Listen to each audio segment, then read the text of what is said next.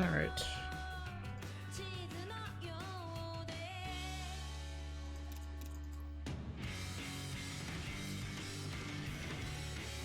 Just gonna go into a replay here and check my sound levels before we actually get started.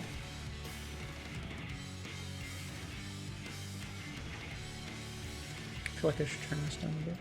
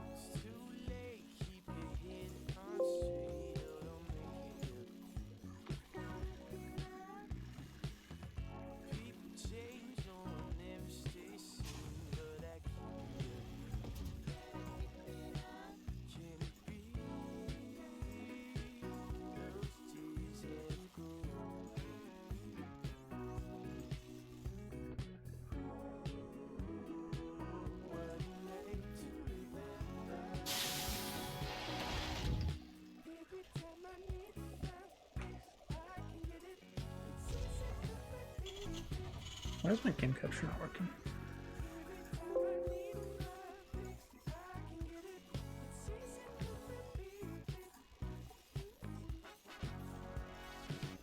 I guess I'll just do window capture instead.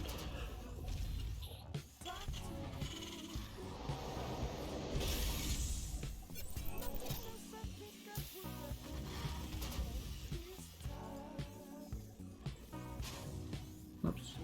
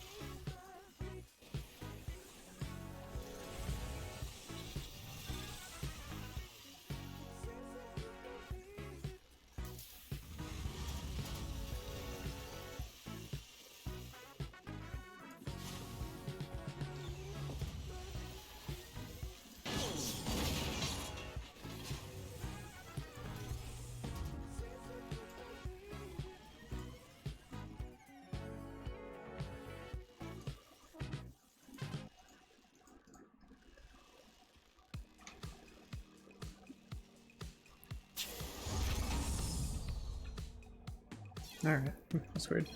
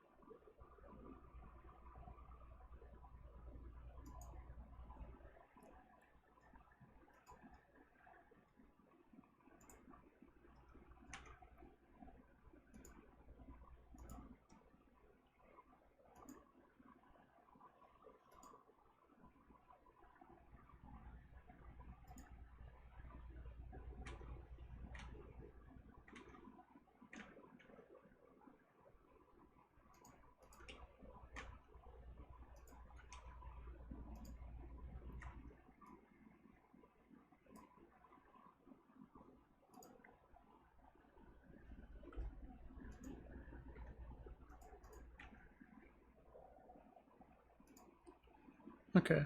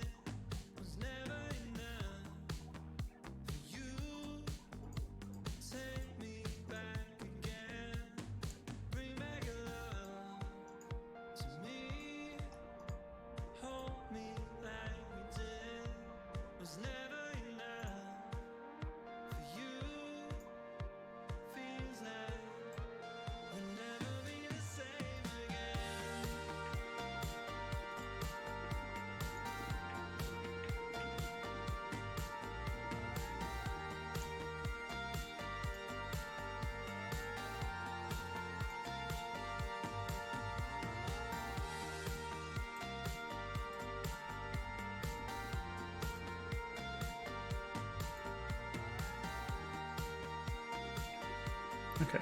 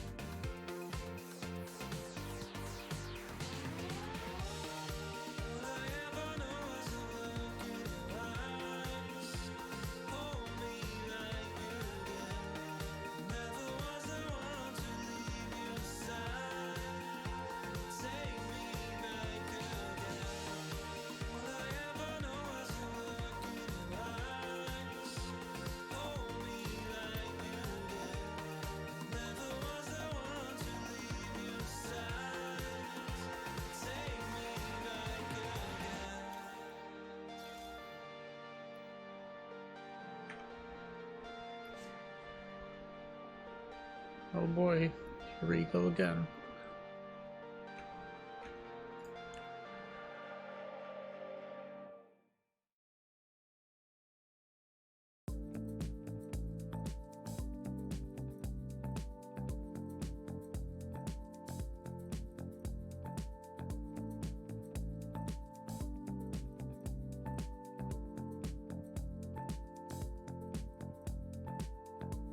I'm happy as I am, 'cause I'm leaving. Days will be the same in a different way. Going to a place where I used to stay. Right is something new, and this home I know. We'll be alright. See you sometime. This country love won't die in the city. We'll be alright. See you sometime. Country dog won't die in the city. We'll be alright. See you sometime. This country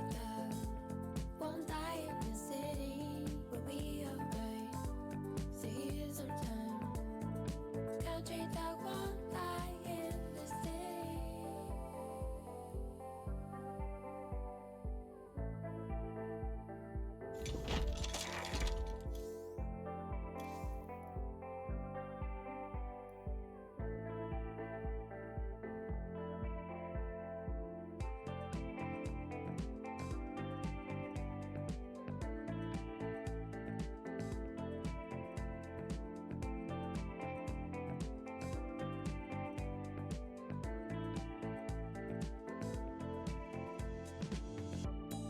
Rider this close, both feet behind. I aim for tomorrow, work on my mind. Go into a place where I used to stay. Right is something new, and this home I know. We'll be alright. Stay here sometime. This country that won't die in the city. We'll be alright. Stay here sometime. This country that won't die in the city. We'll be alright. Stay here sometime. This country that won't die in the city. We'll be alright. Stay here sometime. Country that won't lie in the city.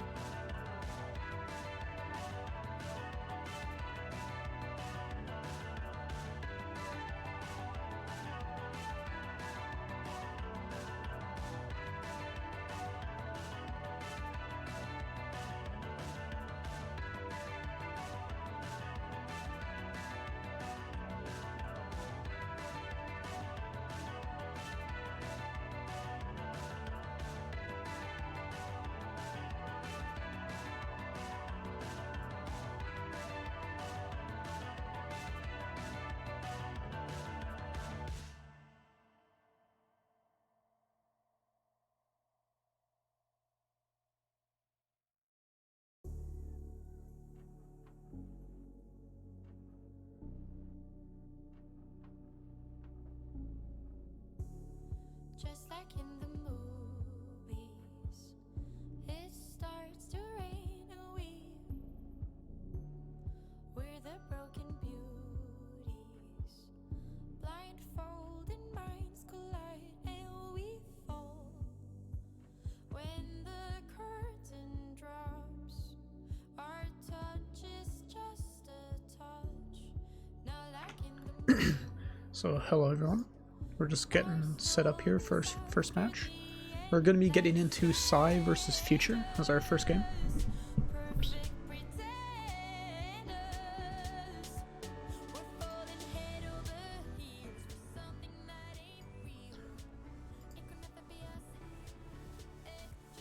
Cool, getting right in.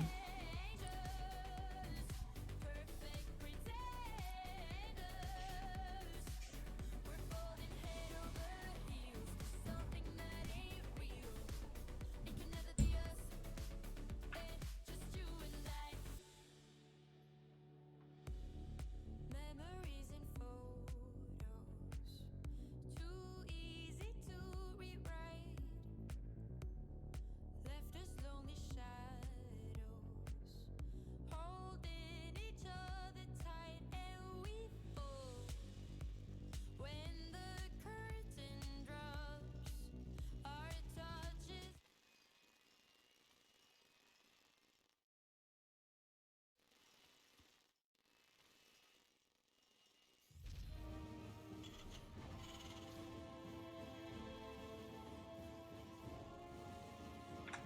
And my microphone was muted for that.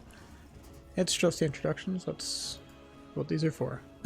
So in the bottom left we have a blue player named Psy, teamless. And in the top right we have for Alpha X, and his Future.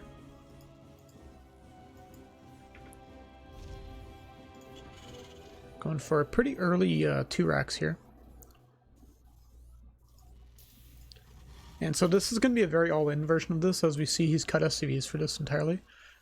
There is versions of the 2 racks where you do continue to make SCVs, but it doesn't really hit as hard. So this is going to be very committed. Psy is going for 2 racks opening, or sorry, a 2 gas opening rather.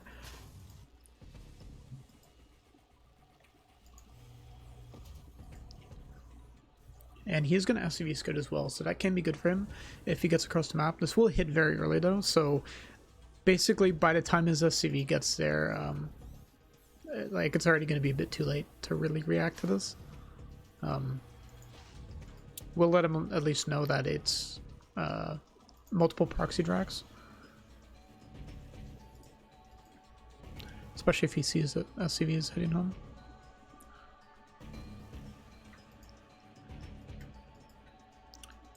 Interestingly too, we actually see Future just deciding to rally right into the main. So this can actually be really good if your opponent's going for a 1 racks expand, because if you hit them when they're going for their 1 racks, it's really often that you take them by surprise. But in the case where Psy is prepared for this and his Reaper's in position, you see he gets the first couple shots off on this Reaper of Futures. So a bit unfortunate for Future here. But let's see how this goes. Nice micro there, will kill the Reaper and back off. Hasn't lost any of his own Reapers yet. This bunker's in a super good position, however. Hellion coming out here for Psy, and just continuing to produce Marines. Still, this is really annoying, especially if this hole in the wall. He just can't build a reactor yet, so... or else, like, he's not going to have enough Marines to deal with this. Just going to have to keep producing Hellions and Marines off this naked racks.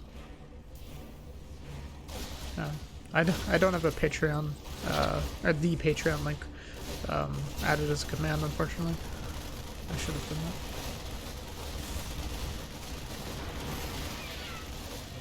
So these Reapers actually get in an entire supply depot. You can see Psy is actually just a bit overwhelmed with everything that's going on right now.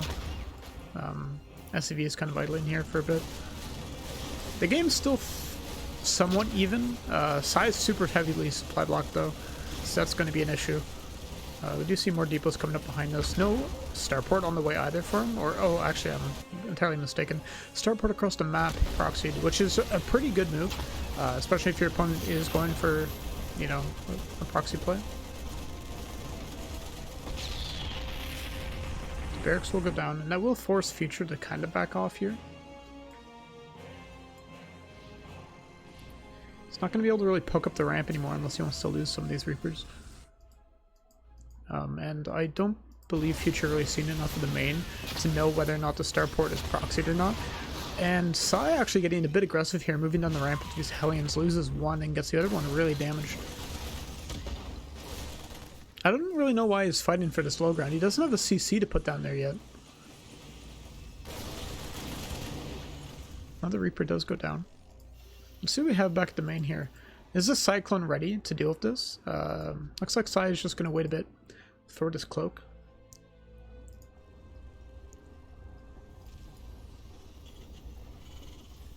So overall, I think the game is definitely in Future's favor here. Sai lost quite a lot and got pretty heavily supply blocked there during that. I don't think he was expecting to lose that depot.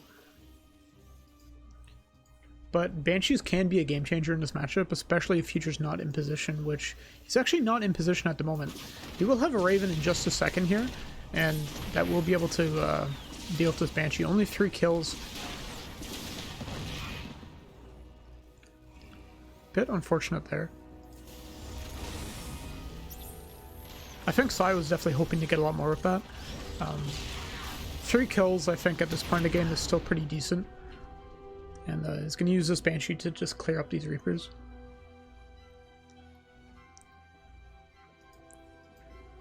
Even getting, like... Future is just completely aware that Sai doesn't really have a lot of units here out on the map to really pressure him. And what he's doing right now, like, is very aggressive. I'm going to lose that Cyclone for free. And that Cyclone... oh, they actually both went down. I thought the Cyclone from Future escaped. And now this actually presents a pretty unique opportunity here. This Banshee suddenly now has a lot more versatility in this game. Even going to pick off this tank.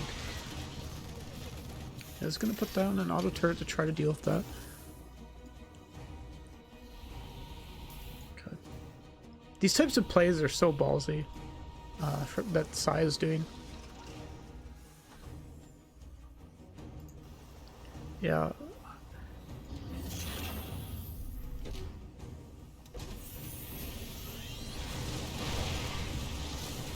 Alright. Auto turret goes down, but doesn't really get a whole lot accomplished there from Sai. Meanwhile, Future's auto turret, almost the exact opposite of Sai's, getting a lot of damage done on this tank. So there's not much that Sai can really do here. This move out, though, I think has accomplished what Sai wanted, and that was to save the starport. If he didn't move out here, the starport definitely goes down. So I think he was just trying to hold on to it until he could get out a Raven or two. So even gonna let this Raven finish. He will take a bit of damage, but I think it should be able to get out of here unless that auto turret does too much damage. Oh, never mind.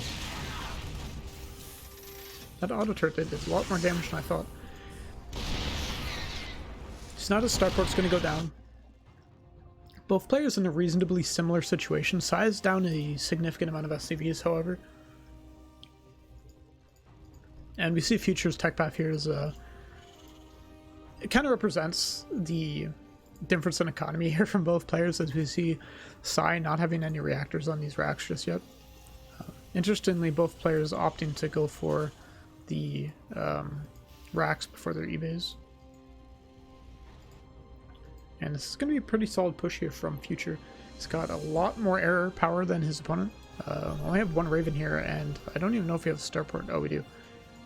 Yeah, so Sai has a starport, but he doesn't have any Vikings at his disposal, I believe. No Vikings at all. So if his opponent gets a good siege position, it's going to be really hard for Sai to break this, and this is a really nice position here to set up here in this kind of valley.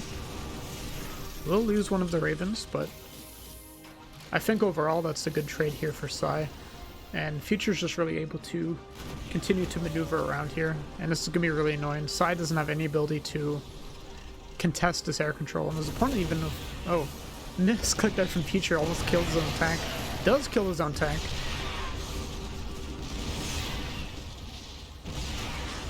Look at that collateral.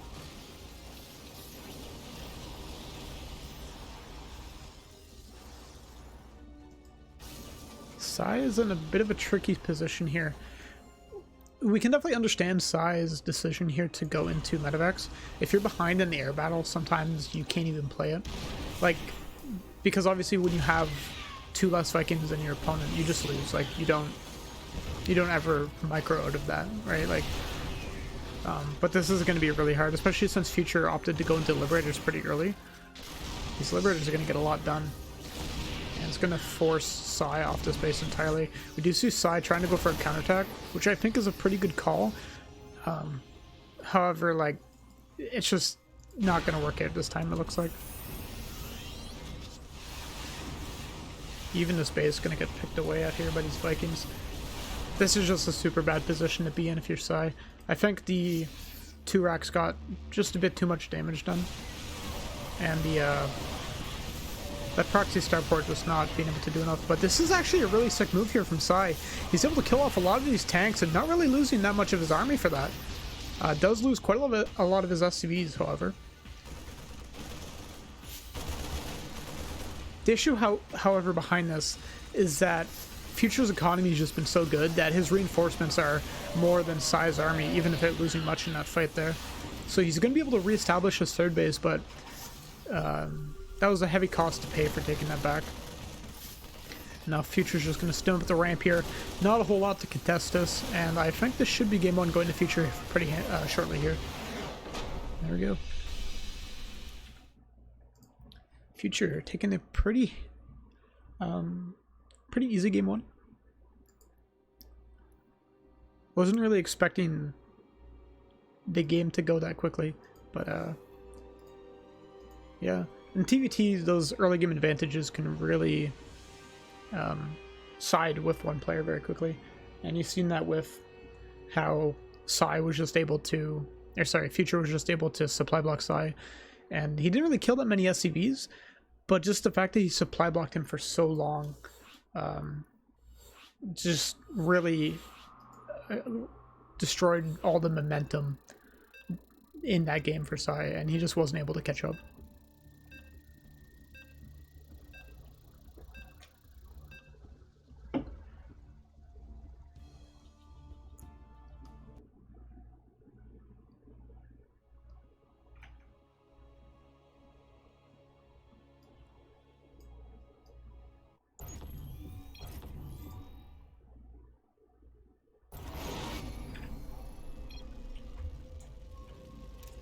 Alright. Spawning down here in the bottom left in the red is our Terran player Sai from Korea. And top right we have our blue Terran player from America. It is Future.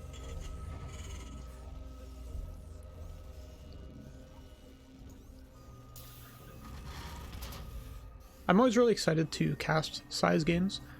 Sai is a very unknown player, I would say, for most people.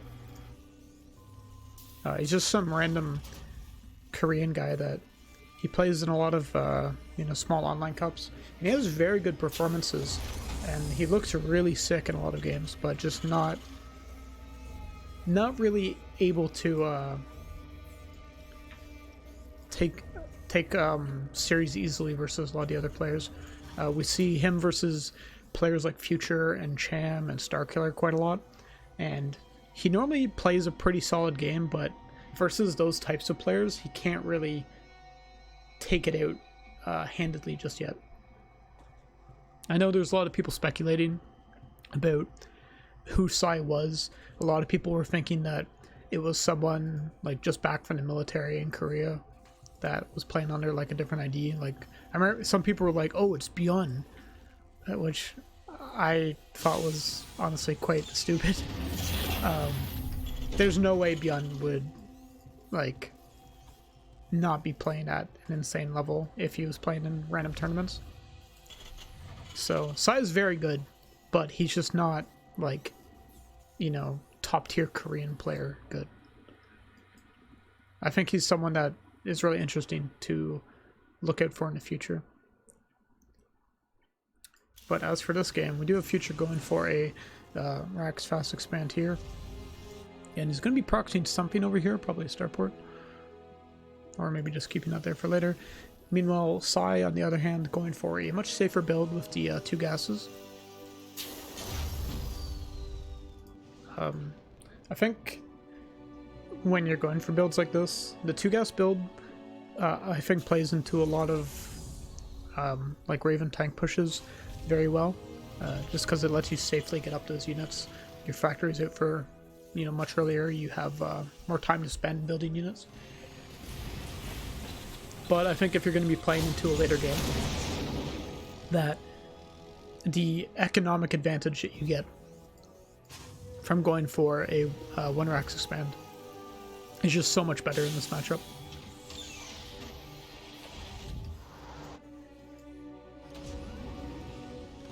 Psy will come in here and he'll see what's up.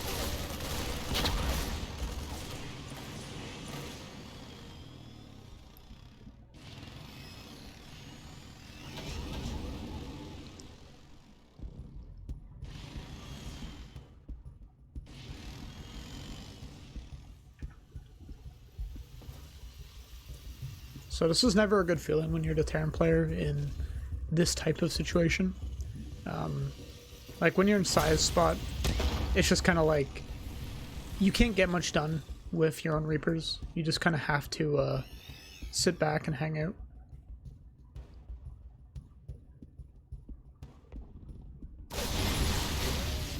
Ooh, fight here going down.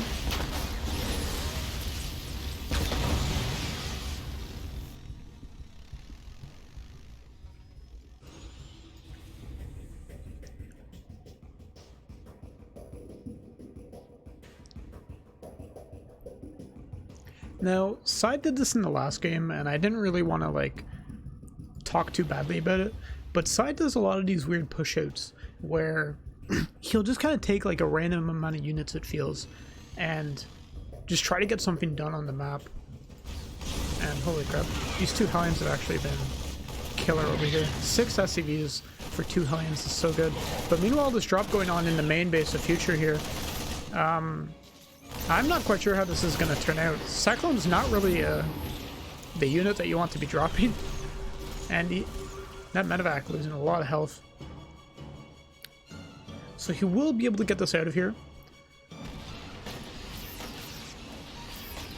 And I guess like at this stage of the game in TVT, when you're already realize that your opponent isn't going for any Liberator or Banshee play, I think throwing away the Cyclone is perfectly fine. It's not really a good unit into the late game. You know, it's just way too squishy. So I don't really mind what he's doing here. And he's even going to follow this up with some reinforcements. A tank coming out here. And a tank is only just now about to finish here from Future. So I can get a pretty good position set up. So now it's really going to be on Future here to decide how to react to this. Even going to lose his own... Oh, no, actually, that just barely survives. One of the Marines picks it off, though, and tank from Future does go down. But it looks like the tank from Psy will get down very shortly here as well. And now all things are almost even. Tanks coming up here to reinforce with some more Marines.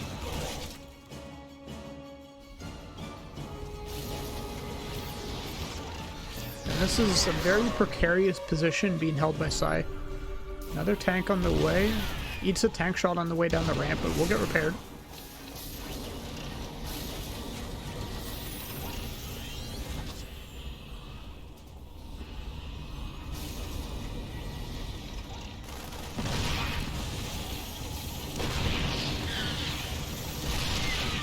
Oh my god, these auto turrets here from Psy almost getting that tank, but will get out repaired by that. I'm not sure if he was targeting down the SCVs during that. Some auto turrets here from Future. These ones will pick off this tank here, and this should force Psy off this base, I believe. Especially with 2 tanks out here. A couple more Vikings on the way.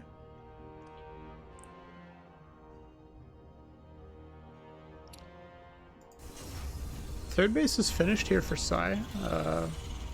Don't believe we even... Yeah, the third base just started here from Future.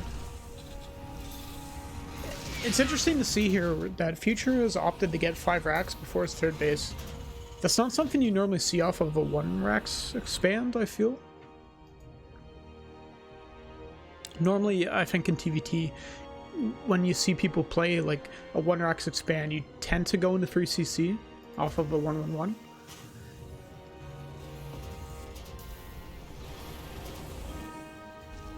But this can allow Future to have access to a lot more Marines for a strong timing push here in the mid game.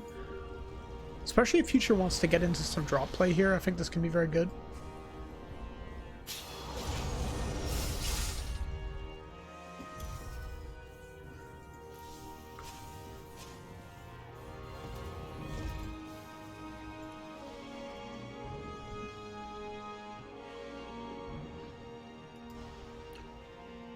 Both our players are pretty even, all things considered. Important thing to note here actually is that Future is only on 1 eBay. So he's only getting +1 attack. So even though he might have more Marines than his opponent, he's going to be down 1 set of upgrades versus him. Or rather, 1 upgrade itself. I guess like I said, it would be both, right? So yeah, that's actually going to be pretty bad here from Future coming into this. But this might really not matter that much with the way that Sai plays, because we can see here Sai is actually being very aggressively postured on the map. This is very... I mean, I don't know what other word to describe it as, but aggressive. Especially when it's mostly just tanks. Normally when you're playing TVT and you want to be aggressive, we tend to see players kind of go out on the map with their Marines and they'll leave the tanks at home just to keep themselves safe. And what a cool fight.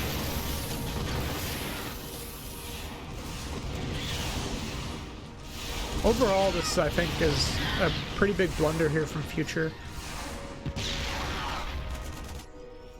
Now he's definitely at a tremendous air disadvantage, so I don't know how he's ever gonna really like hold off Sai from doing stuff here. A lot of Marines actually heading out on the map, but like Sai's reinforcements will eventually be able to hold this off. I don't know if he has a tank out yet. No, he's got one there. He's gonna lose a lot of SCVs to this, but meanwhile on the other side of the map we have an attack here from Sai. A lot of his Marines went down, but it looks like he will be able to pick off the tanks. Weird trades from both of these players. But somehow Future gets the best of this. Forcing the base off. Sai has all of his tanks alive, but if these Vikings drop on top of them...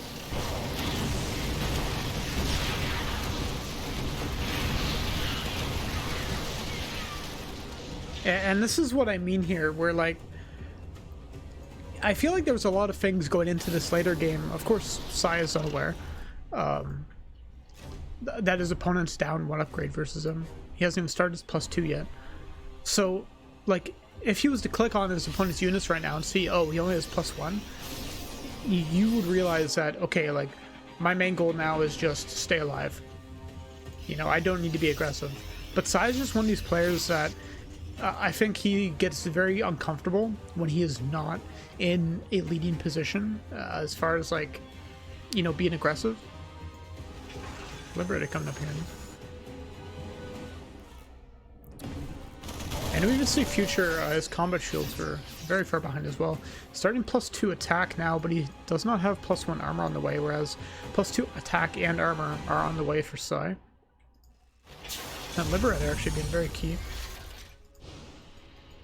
Double medevac drop will come up into the main. Sai's actually just going to say flip it and boost right into the main here.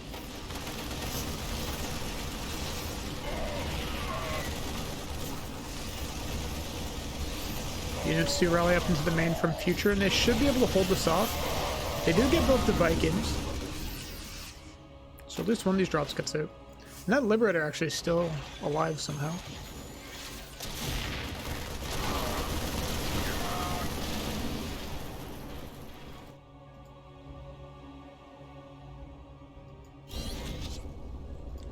+3 attack here on the way for Sai.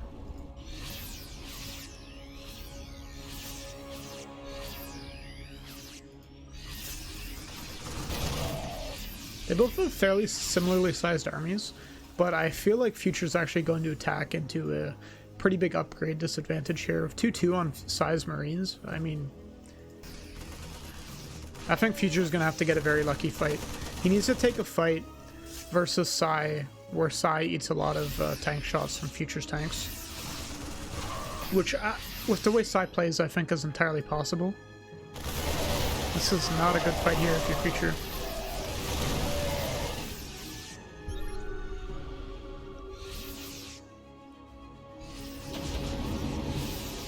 And you see Sai actually just continuing to drop while this is all happening. I think Sai just wants to try to lengthen this game out as much as he can.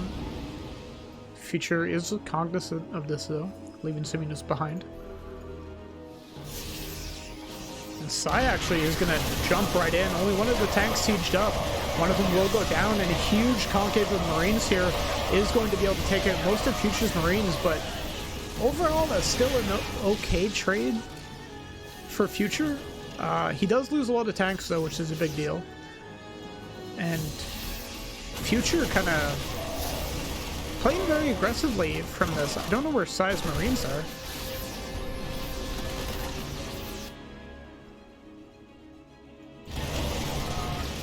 And drop gets picked up there.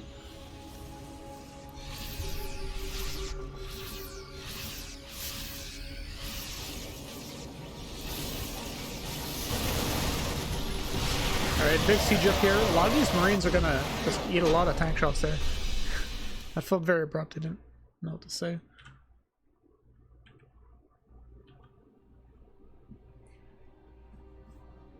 So Sai gonna tie up our game. 1-1.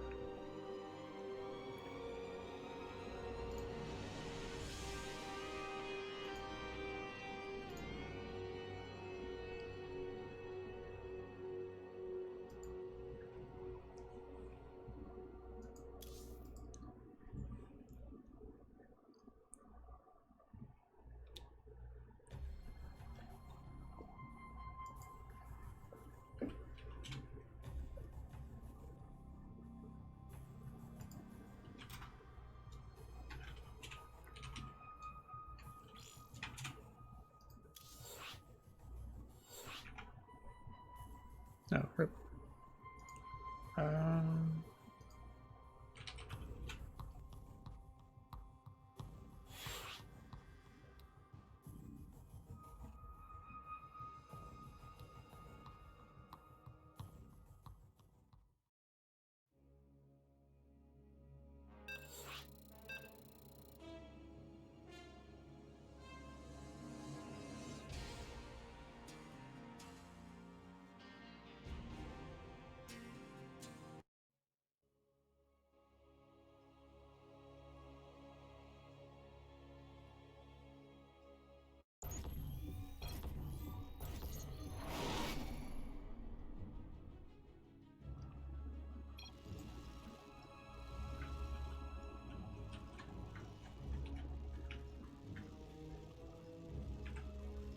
Alright.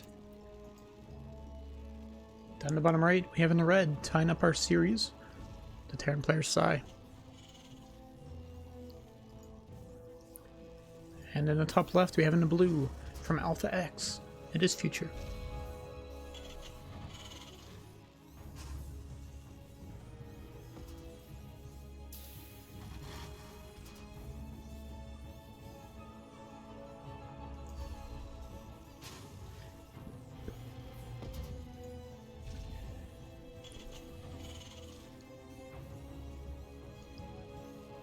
Alright, we'll just have to wait and see what these players decide to do. I'm a pretty big Sai fan, so I'm actually hoping that we can see him advance here. Sorry to the masses of Future fans in the chat.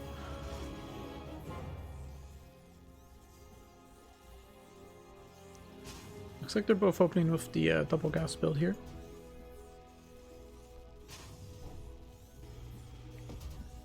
Not a big surprise. This map has a very short rush distance.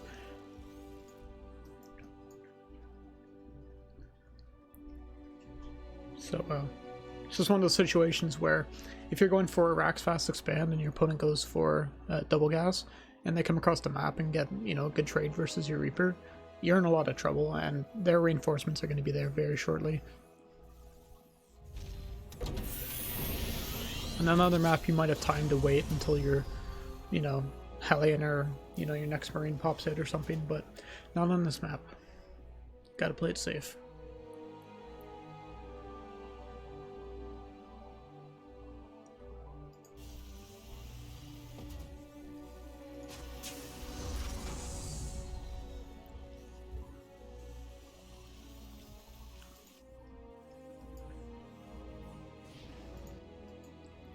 Alright, bit of a stylistic difference here. Sai is going to keep his Reaper at home while Future is going to head across the map right away.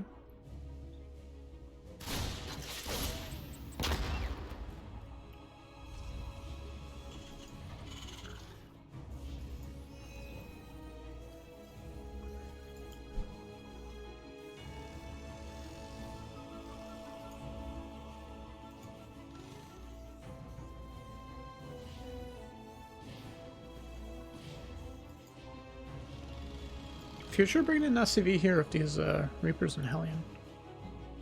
Interesting. Let's see how this fight goes. Sai actually caught a bit unaware there. We'll lose a Reaper for free.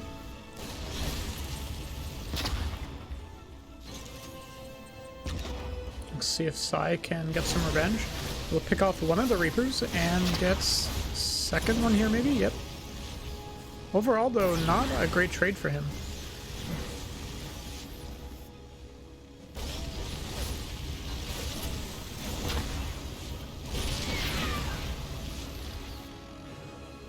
Yeah, that was a bit of an unfortunate first trade there from both these guys. Sai actually going for the Liberator follow-up here with the 1-1-1.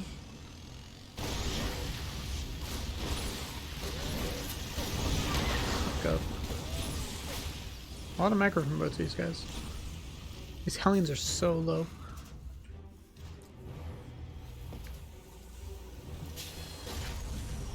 And meanwhile, actually, Future just going for a tank straight away and a Viking. Not particularly familiar with this opening here. A lot of times people will get out a Cyclone for the safety, but I feel like he probably killed enough of his opponent's Hellions and Reapers early on that he might feel like Sai won't be tempted to head across the map with his whole army just yet, and this Viking should be enough, wherever that Viking is.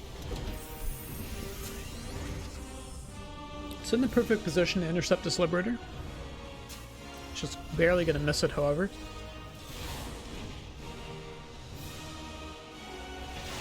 We'll get the siege off, but only one kill. It's not what you're looking for with that first Liberator.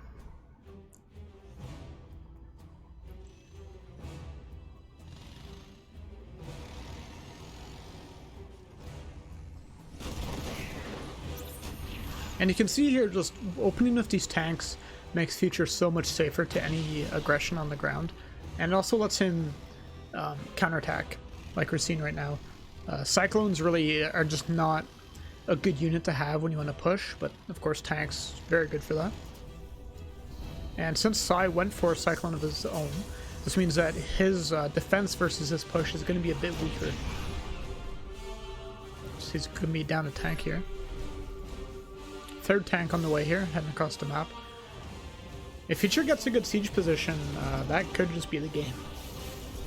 Luckily for Sai, actually, he has not built his buildings within the range of these siege tanks here. Except for this CC. It's going to need to get slightly moved. So really nice planning here, I guess, from Sai not to fall susceptible to this. However, there's still a lot of other positions here the Future can siege up that are going to be very advantageous to him. He's going to be able to take out this bunker. Sai tries to salvage it, but not quite able to. There goes the Cyclone. Now Future can move forward and siege up this ramp. That will be super good for him. He's got a bit of the ground on it to siege up. We'll trade it a tank, but these landed Vikings actually are going to get to work. Picking off this tank here from Sai, and he should be able to head into the natural here. Not a lot to really fight this from Sai just yet. So backing up his own Vikings, however, and those will head across here. Are going to start landing, but these Vikings of Future have done quite a lot of work already. 15 SCVs going down for Sai. And he's really going to need to win with whatever push he decides to do here. No way he heads into a macro game and turns out okay. He does have a third CC, however. So that adds something, but like still, being behind this many SCVs, just not a good look, I think, if you want to play this game out. And we will see Sai start to push across the map here. What's that over here? Liberator, actually. Really nice here from Future. Just going to send some Liberators into the main and the natural here. And this can actually be really devastating, especially because Sai needs to keep these Vikings here if he wants to maintain air superiority.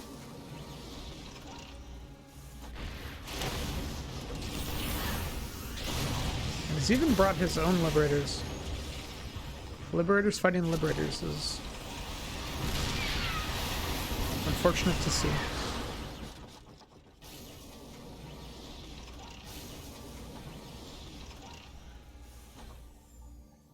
So Sai is down even more workers. This Liberator and the Naturals continued to clean up. 11 kills on this one. And going to be even more here. 20. Oh my god. Sai's economy is just completely ruined. He does have 3 CCs for scans. So he really needs to get some extremely efficient trades with the units he has now. Luckily, he does have some Liberators, so these should be able to get some value. Are going to pick off a tank.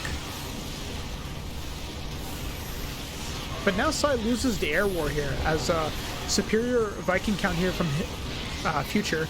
He does lose a lot of tanks, however. And these Liberators really need to unsiege and fight this air war.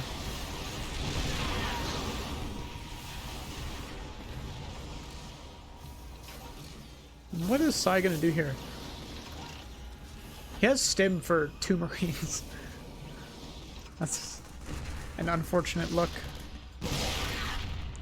Only 1 siege tank here from Future to 5 from Sai. So Sai can get a good position. He's gonna be in a good spot. But I think the issue here is that with the Liberators out from Future and the air superiority... Oh, look at that. Oh, yikes.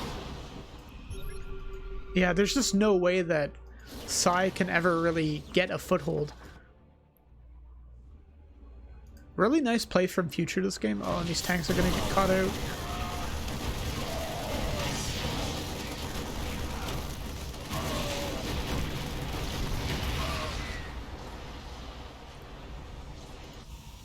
Sai has been constantly remaking workers this whole game, and he's not able to ever get close to what Future has.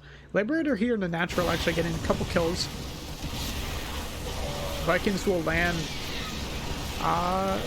And if Liberator, I don't see any way that Future is not able to take this game. This base is going to go down 100%.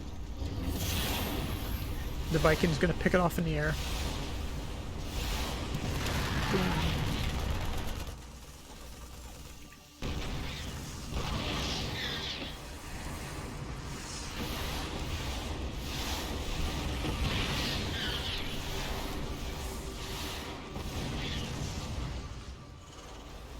Sai really intending to play this out, and like we were talking about the SCV lead here, and this Liberator has actually single-handedly been able to even things out as far as SCV count goes. Of course, that's not the whole story. Future's still going to have much better income because he's on more bases than his opponent. Sai taking a decent trade there. Now, I don't think this game is completely unwinnable for Sai now. I still feel Future has an advantage, especially if this 4th base started. think it's going to be really hard for Psy to really find much damage on this third now that it's established. And like how can you invest enough of your resources into expanding yourself and also stopping your opponent when you're behind economically? It's a really tough matter.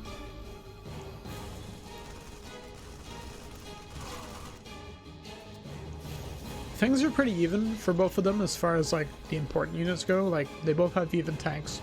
Psy has a couple more Vikings than his opponent, but that's surely going to change. And they will be even. But Future has a lot more Marines. So it gives him a lot more options here. As we see, he's going to choose to go across the map and drop. And these two Medivacs full Marines are actually going to be super deadly. Might even be able to kill this base if they get in quick enough here. Stim goes in, and at the very least, all these SCVs are going to go down. 6 SCVs have gone down. Vikings are firing at these Medivacs. Oh, one of them goes down, but that was an empty one.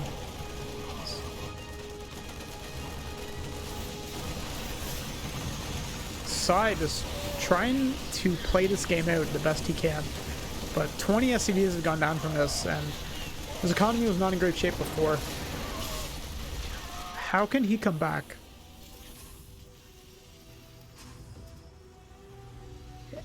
Oh my god, one thing I haven't even mentioned here is actually the upgrades. 2-2 started for Future. So that's really bad here for Psy, as he's only going to have his 1-1 done here in like, what, like 60 seconds or something?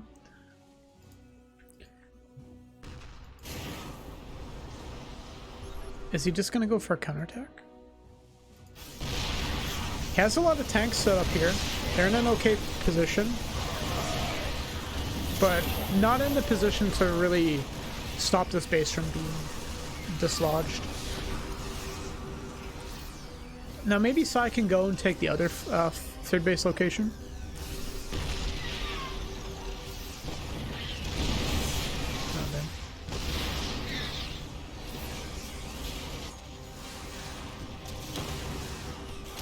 I wasn't paying attention to that. I didn't actually see.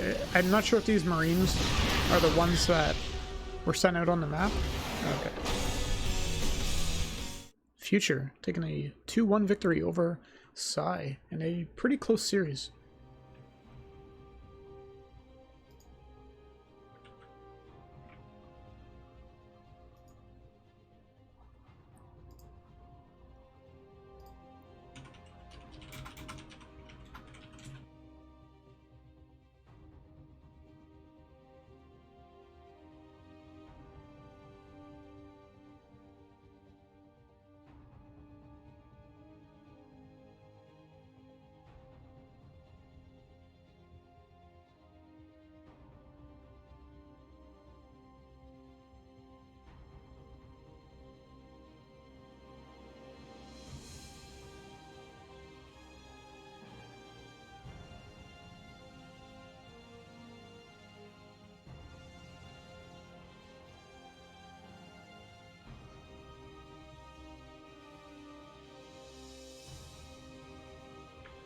Alright, so we're just going to be waiting here for Cham and Future to do their vetoes and all.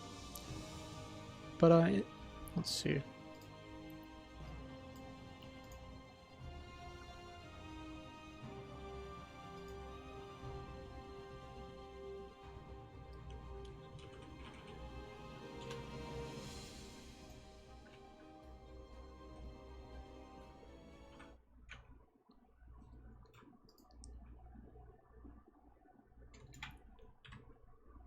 Alright, but so in the meantime, let's just take a break here, because I'd like to announce that we have a new sponsor that I'd like to take a moment to introduce. Strive Beef Bitlong contains no added sugars, nitrates, or artificial preservatives. It's like jerky without the junk. Their beef snacks are all natural, high protein, and keto friendly. They offer unique flavors like spicy peri peri, zesty garlic, and hatch green chili to satisfy your taste buds. You can check out our event page for more information or go to strive.com to learn more about their products, offered in slabs, slices, and sticks for your snacking needs.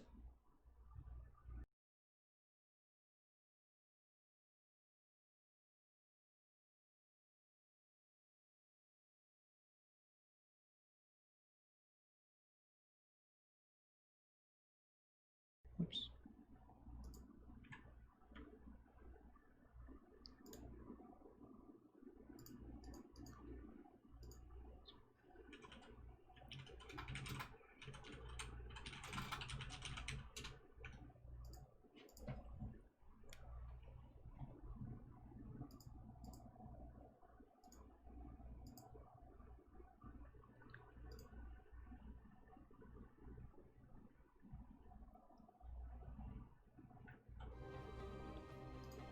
Alright.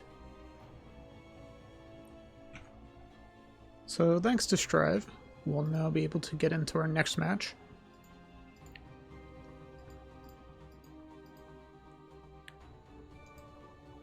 I would not have had the power to even click the join lobby button if it wasn't for beef jerky.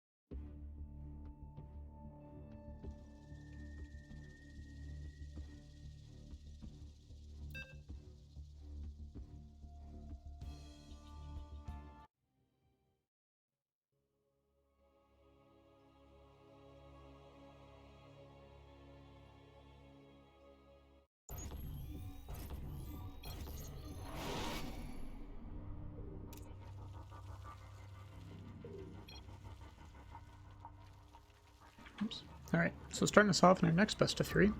Down in the bottom left, we have in the red, playing for Team Exxon. It is Cham.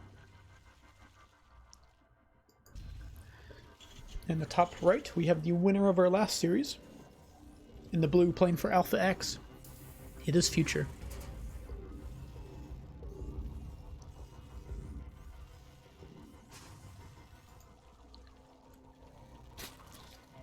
I think this would be fun if it went to a third game as well.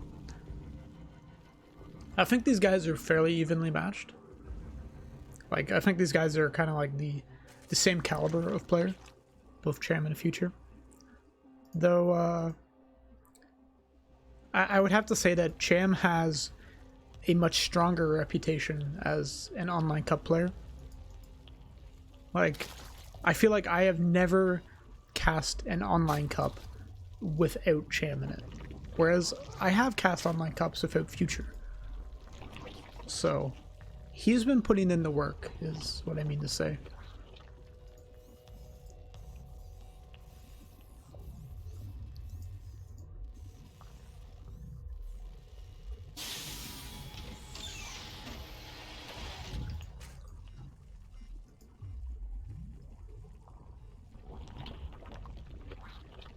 I don't know what, like, is that something on the, like, it looks like a loading bar. I have no clue what that is. Is that like, oh, it's just like that thing, like, glitching with the, that's really cool. The Zerg hatchery just finished loading.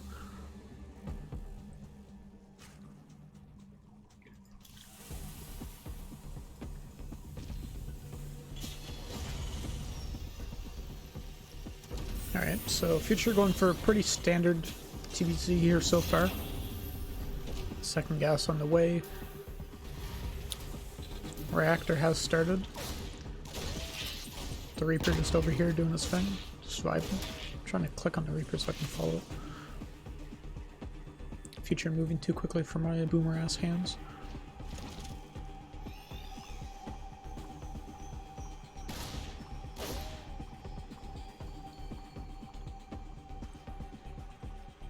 So, I think the way Future's playing right now is a very good way to start this best of 3.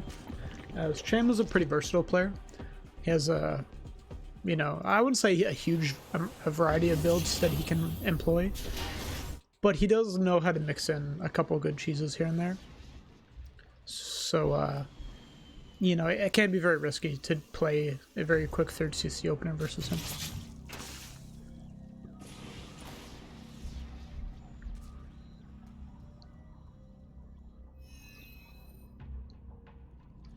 Third hatch has gone down here for Cham. Everything's pretty normal so far. First couple Hellions on the way. And going for a Viking first here. I think this is really common in TVT nowadays to get the Viking. I think everyone just likes to be able to kill Overlords for free, since you know, if you go for the Liberator first, I feel like if it gets spotted by the Overlords, you're very rarely going to get much damage done. But if you go for the Viking first, you at least get some kills on the Overlords. You deny some vision. And then the Liberator can come in potentially at you know, an unseen angle and then get some damage done. So I think it's overall just a much safer way to play. Of course, it does have its downsides if you're playing versus like a an all-in or something, but that's not going to be the case this game. Or at least not yet. You see a Roach Horn and a Lair on the way. So, I'm not actually quite sure what this is going to be.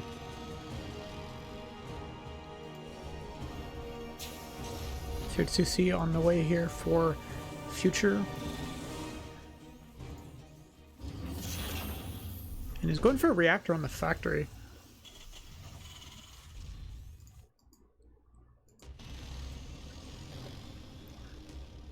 So he's got the Viking attacking Overlords near the main.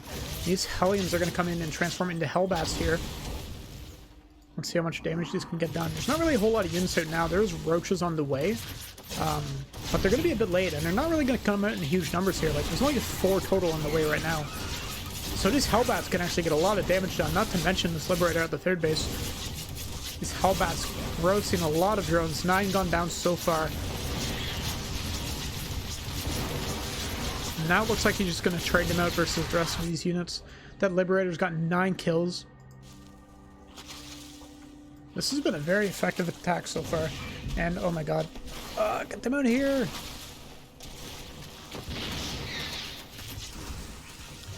The Liberator should get picked off by these Queens, maybe? Oh, no. We'll get out to maybe fight another day, or for another minute. Probably gonna get a couple more drones with this. Cham not really off to a great start here. To be even if workers with the Terran at this point in time is really not ideal for the Zerg.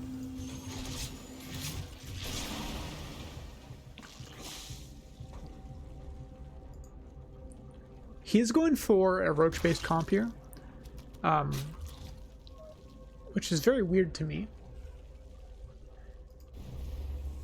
Normally, I think when you're Zerg and you want to do a comp like this, you really rely on a lot of momentum going your way. Like, I think what you want to do is just like build a bunch of Roaches really quickly, you know, and go across the map and bully the Terran a lot. Because especially if the Terran has opted to go for like a harassment-based opener, if they have a bunch of Hellions, if they have a, you know, Liberator and a Viking, none of those units deal well with Roaches. So they're going to have like a minimal amount of Marines out, maybe a couple tanks, and you just push them off the third base or, you know, trade with a bunch of their units and just keep doing that. But with the amount of damage that Future's gotten done here, I think it's going to be very hard for Cham to really bully him like that. So he's going to be on the defensive. And Roaches are not particularly good, you know, for defending as a Zerg player. Especially, like, when the Terran's just going for, you know, medevac drops here. Future's going to have a lot of space to do whatever he wants in the map. Cham is going to need to be in position with these Roaches at all times. If he's ever out of position, it's going to be very hard for him to react, because Roaches are really not that fast.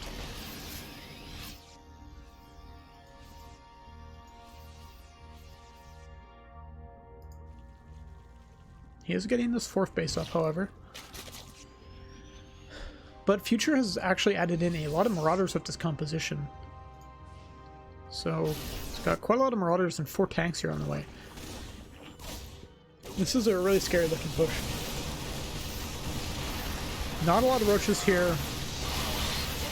They will come in and fight into these tanks. A lot more Roaches came up from the main than I was expecting, actually. And it looks like they will hold this push, but a lot of units have been traded out here from Cham.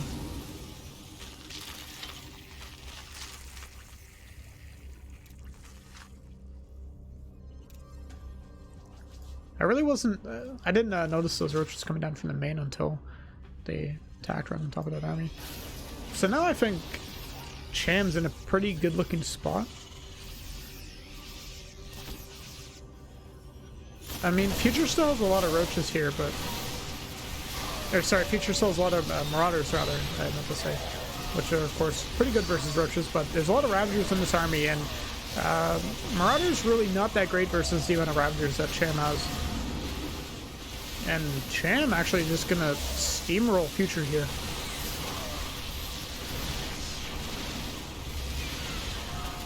I don't really see any way that Future holds on. These Liberators are trying to get out as much damage as they can, but Corrosive Bow is coming down, picking most of them off. A bunch more racks currently in the main base, but not enough money here to produce out of them. Future gonna try to hold on in the main, but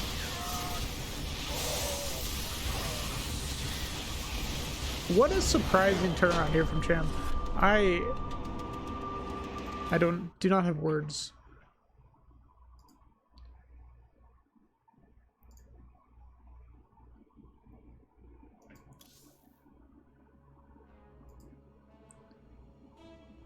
That push was just... I feel like that push was just timed out very, at a very inopportune time. I thought it looked really strong. Like, I was like, oh, like, he has Marauders out. Oh, he has, why is he dotting me? You know, he has a decent amount of tanks. There's no way that Cham holds versus this.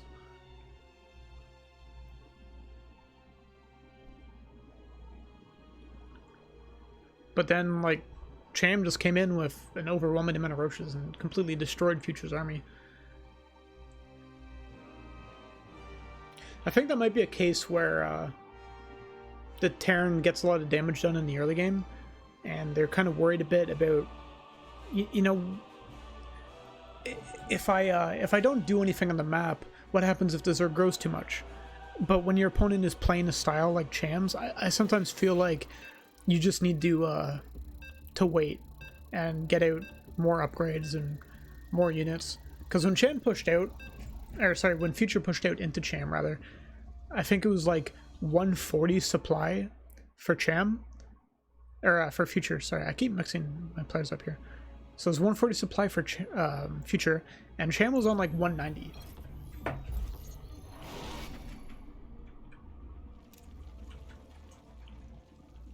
So, I mean, you can easily see how that can go into Cham's favor very handedly if he cleans that army up.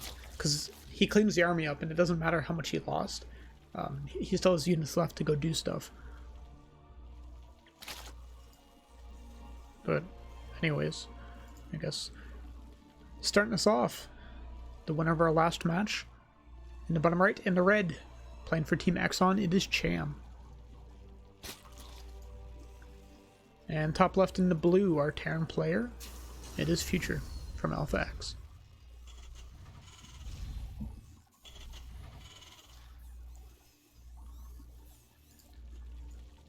Pretty early pool here for Cham.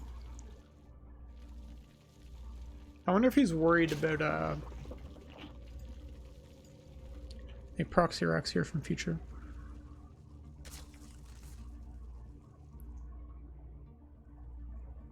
An Alpha X versus Exxon semifinal.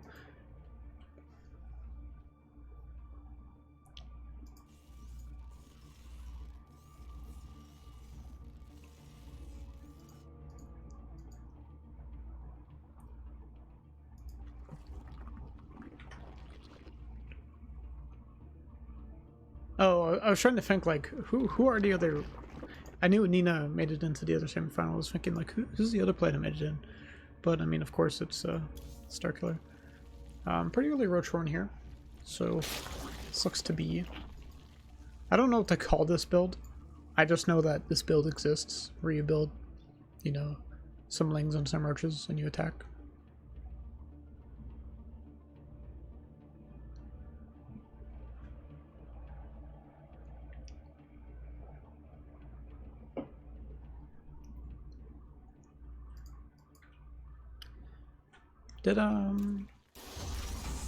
So Future did not SCV skip this game, which I think is a bit of a mistake here, as we are going to see him lose this SCV and possibly the CC to these Lings. He is building another Marine, which is actually really nice,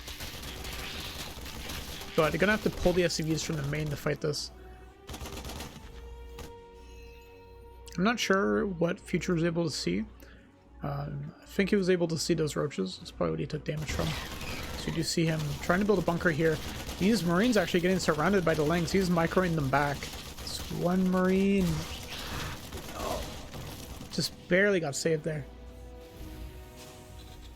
Now with this bunker up, I think Future's actually in an okay spot. Because, I mean, just look at the drone count.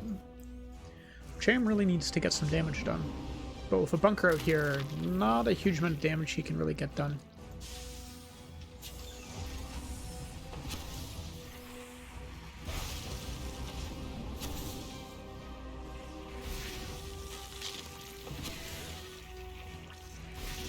And I don't think this is the damage that Cham is looking for. Like, forcing him to repair the bunker is really not the point of this build. And looks like he actually will be able to target down this bunker. It's going to force him to go up into the main. No wall in here, so these Roaches can actually just walk right in. Cyclone's almost ready, but Cyclone's not a great unit to deal with this type of push. We'll be able to pick off one of the Ravagers, but now he's going to be vulnerable for a bit here. He's going to have to pull a lot of the workers off the line. Mind you, he does have a pretty big worker count lead, so I think he's fine losing some workers as long as he's able to hold this. Really nice lock on onto the Ravager there. You can see him forcing a target on that. The Cyclone being microed extremely well. Able to hold this off.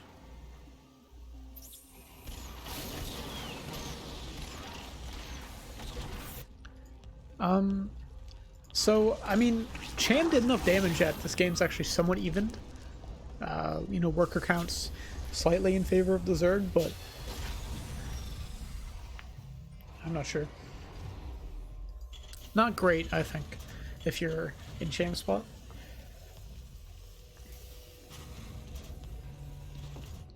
I think there's still a, this is still a winnable game for Cham.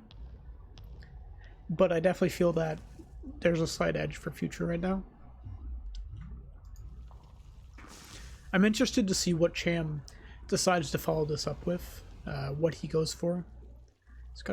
He's building only Roaches for now. He's gonna get up to 9 Roaches about. So I don't know if he's just building these defensively. I think he might just be trying to go in and attack again. But I mean, I feel like this is not going to work out nearly as well as this first attack, especially with a tank on the high ground now, second tank on the way. So there's going to be 2 tanks out by the time this attack hits, and a couple of Marines on the low ground, as well as that Cyclone just constantly scouting for what's going on. We'll get surrounded by these Lings. You can see he tried to send it in to scout and get a count of the drones there, so I don't think it was able to get within vision range of them. So he's not going to see that there's not many drones. But I think Future should be aware that this is, you know, a likely build here. A lot of Ravagers here. There's 2 tanks. Oh my god, Lings get in on top of the tank, actually. They will pick off one of these tanks pretty quick. Actually, both go down. Really nicely done, but there's still Stim Marines to back this up. So even though he was able to get a really nice snipe off on those tanks, I think these Stim Marines might be able to secure the win here. Yeah, GG's called. Here we go to game number 3.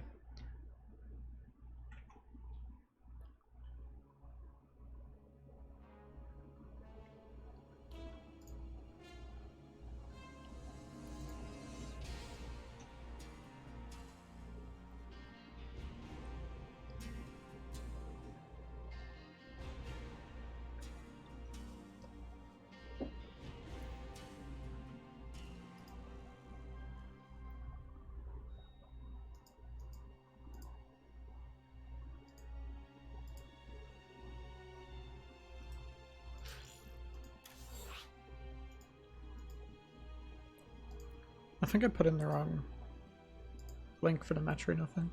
A sec. Oh, it's... okay, I see what I did wrong. It's /T/Pizza Pie.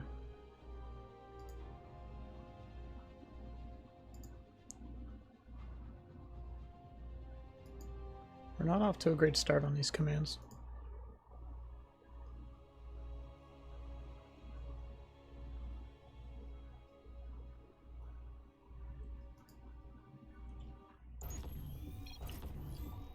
I'm really lucky that Shazam's in the chat to be my autocorrect.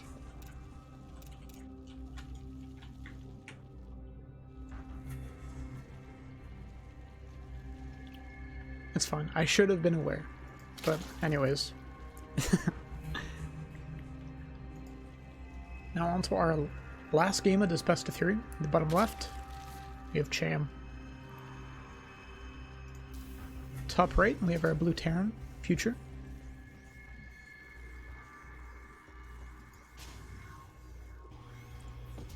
I'm actually quite interested that this map made it for the veto process. I think this map's not too great for Terrans versus Zerg. So I'm interested to see if Future brings out a very specific build on this map versus Cham, or vice versa.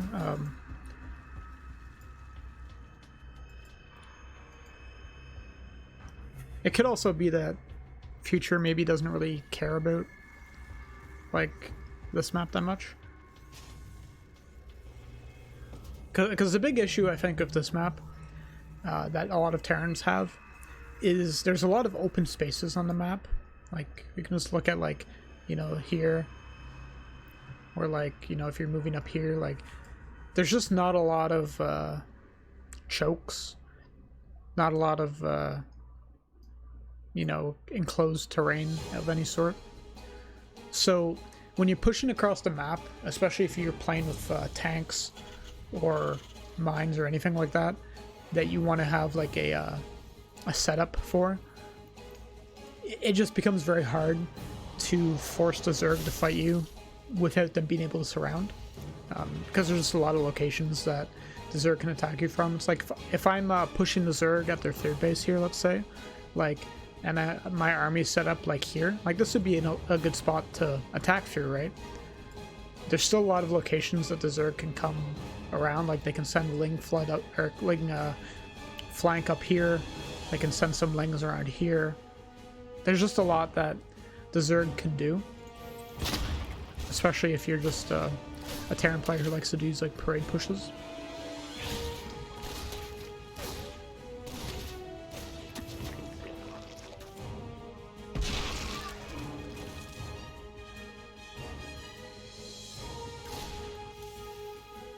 Future going for a pretty standard build yet again.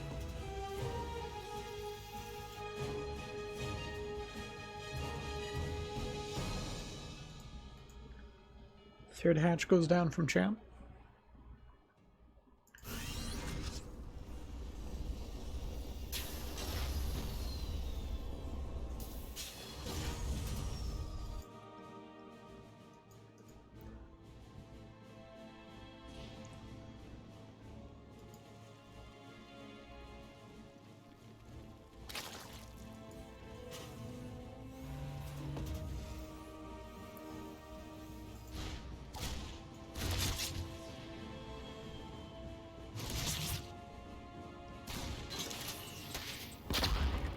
So there's really not a lot to discuss here from what these players are getting.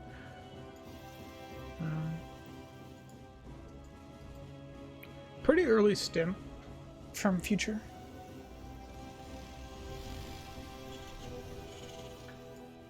Are we gonna see him? No, it looks like he's doing the tank all in. So yeah, it looks like Future's actually gonna go for 2 base all in this game. So he's gonna get a Tech Lab on that factory. Reactor on the starport, probably. So this is actually pretty good. Nothing really to see from Future. Oh, actually, never mind. He completely threw me off. He is going for a 3rd base. I thought he was just going to get the 2 racks really quickly in an eBay and then 3rd gas and go for the tank all in. But he does get a 3rd base, so it's actually just going to be an earlier stim timing.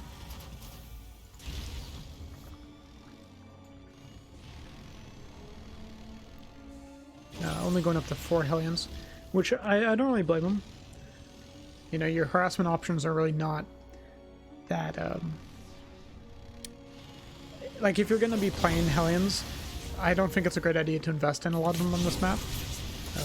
As I said, like, there's a lot of angles you can get attacked by Lings and stuff, so it's very likely that they just get surrounded and die.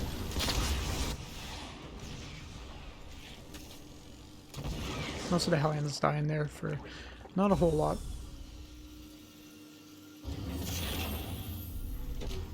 Cham's already up to a pretty decent drone count, 60 already. It's taking the far away 4th. I mean, I haven't seen too many games on this map, so I don't know what the normal 4th that a Zerg would take is. I feel like it would be this one, but maybe this one's fine too. I'm not sure.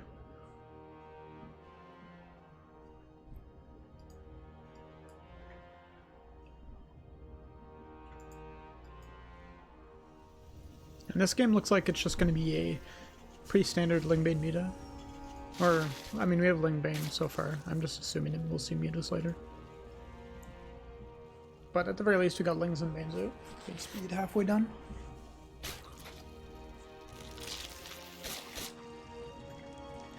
Viking will scout the 4th base. A lot of Lings roaming out here on the map.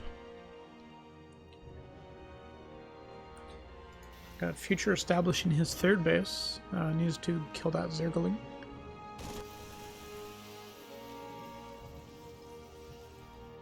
And it actually looks like Cham wants to maybe do a bit of a counterattack here. Maybe bust a wall and run some Lings in. Once he sees his opponent has moved on to his side of the map. As we do see Future here, he's going to push with 1-1. Now, I mean, 1-1 pushes I think are pretty common. They're a good way to punish a Zerg player who's maybe built too many drones, but you really have to be careful. You don't have a huge amount of units to work with. And the counterattack goes in. Actually doesn't even need to use the Baliants on the wall, but reinforcements at the natural will hold this. They do get a tank, at least, which I think is very good for, you know, a couple of Zerglings. And Cham actually just going to continue to go for counterattacks here and just leave some Baliants at home to deal with this push. No units at the 3rd base here. Well, the 3rd and the 4th and 5th racks rather are at the 3rd base, which I think is odd. And absolutely nothing here to defend. No tank, no bunker, and all these SCVs going to get completely demolished. 19 going down, and Future's little 1-1 push here hasn't really been able to accomplish much. And I feel like it left him wide open for this counterattack.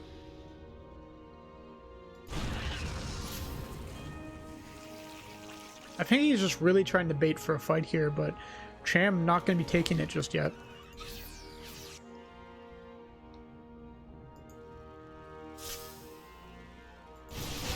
Cham feeling pretty confident now, is going to jump on top of these tanks. And his tanks got picked off for basically nothing. Now, I'm actually pretty worried for Future. He doesn't have a huge amount to defend this. You know, if he gets attacked from both sides here, I feel like it's going to be very tough for him to hold on, as these Lings can flood into the natural here. A lot of Links and Banes here.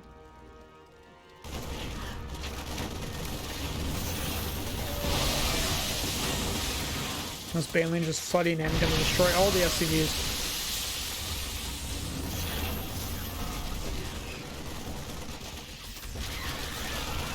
Even gonna be able to get this command center, which is super nice, and I think Cham really has this game in the bag now. This is kind of what I was talking about. Like, there's just a lot of avenues for Links to come at you. Like, you can just see the amount of locations that you need to really be defending. Like, you need to have something defending from this location, like that location, and this. And when you're trying to take a third base, like, that puts a lot of strain on where your units can be. And Cham just finding the perfect holes in where he needs to go. I think this push here from Future is really going to need to decide the game for him. Oh my god, really big Baneling hit. And pretty solid 2-1 victory there for Cham.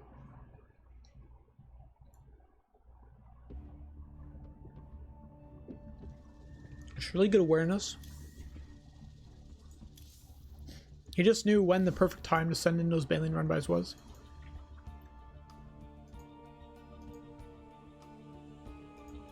So now we're going to be going into our second quarterfinals here between Starkiller and Nina.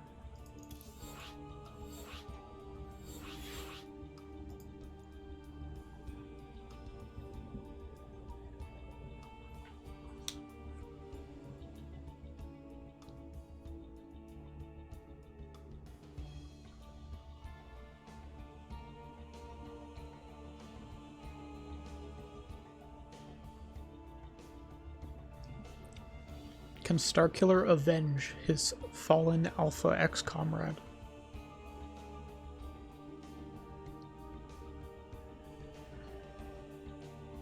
Or will Nina just destroy Starkiller and go on to have a horrible team kill in the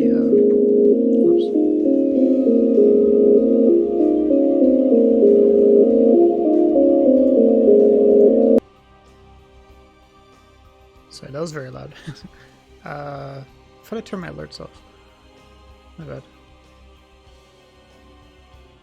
Yenfu1 has followed. Thank you, Yenfu.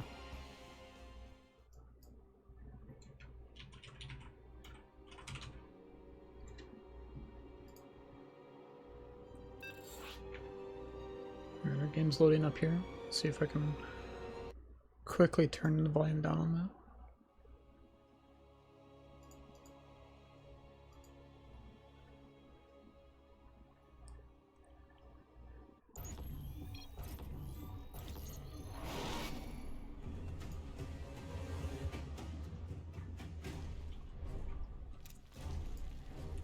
Alright, bottom left we have in yellow for Alpha X, it is Starkiller. And then top is opponent in the red from Team Exxon, it is Nina.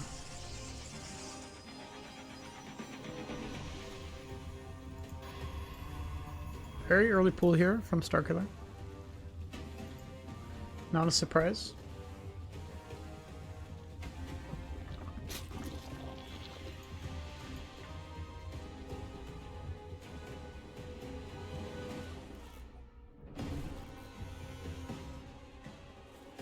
And I'm not quite sure what this drone is going to do. Is it going to proxy hatch?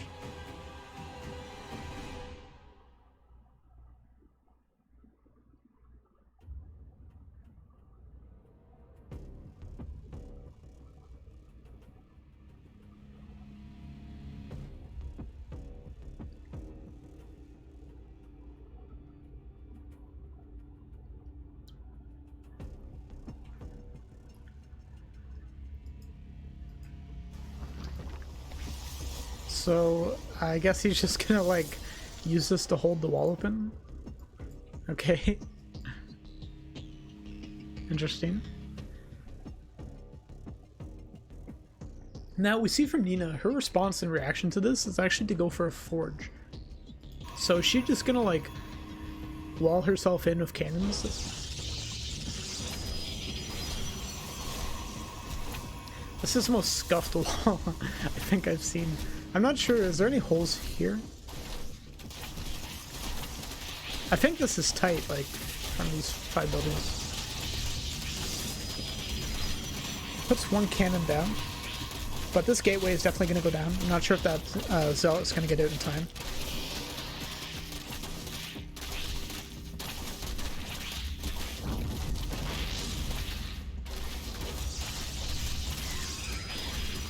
These Zealots valiantly holding out until that cannon is ready. This feels like a Brood War game.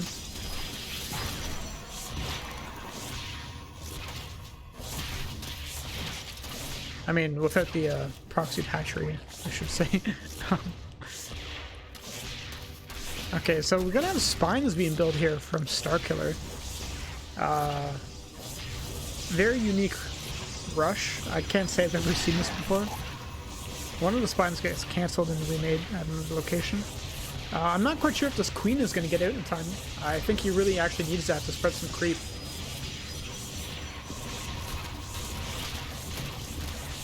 So this is actually going to be unfortunate. I think he really needed that queen.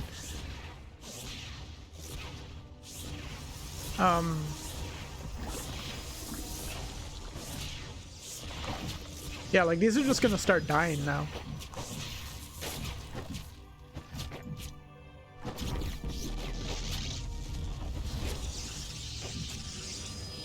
This was looking really cool, but now it's just kind of looking kind of dumb. These spines are just stuck here until they die. They'll be able to get that pylon, I guess.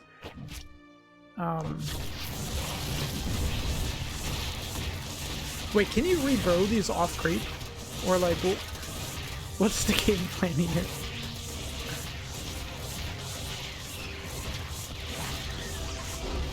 Okay. Oops. I just scrolled through all of my scenes for some reason.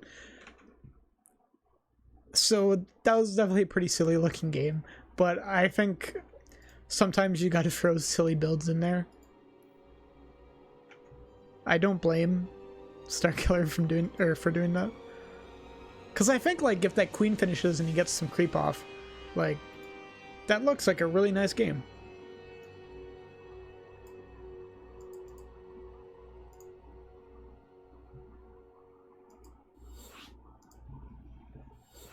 You know, he can use the spine crawlers to push and poke at all the wall and all the buildings and whatever, and just kind of like pile up lings behind it. But then as soon as the queen didn't get out and he couldn't spread the creep, it's just like he has to do something with the lings or else he's gonna lose.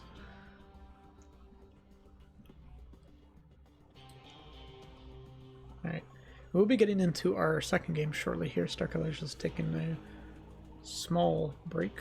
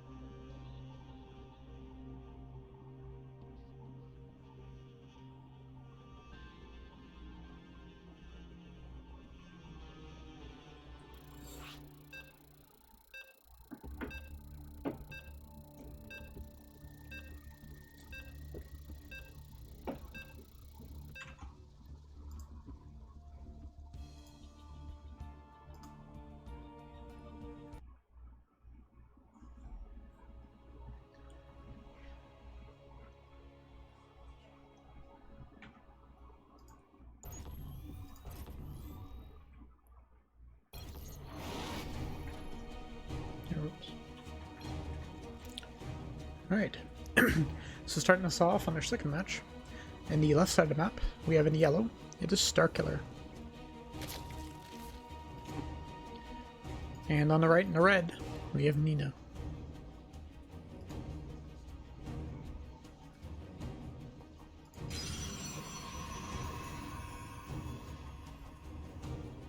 And Nina's off to a pretty good start here. I think being up 1-0 over Starkiller is a pretty good spot to be in.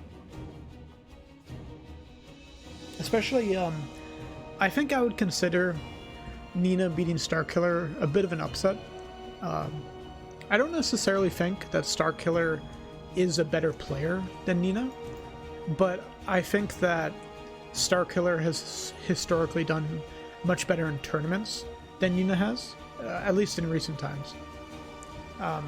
Especially like for random online cups. I think Starkiller just has this way of playing that is very conducive to playing in online tournaments. I actually see a forge here from Nina. So she's going to be cannon rushing this base, and I don't think Starkiller is aware of this. Not at all. And he doesn't even have an Overlord nearby, so he's not going to be aware of this until Nina wants him to be.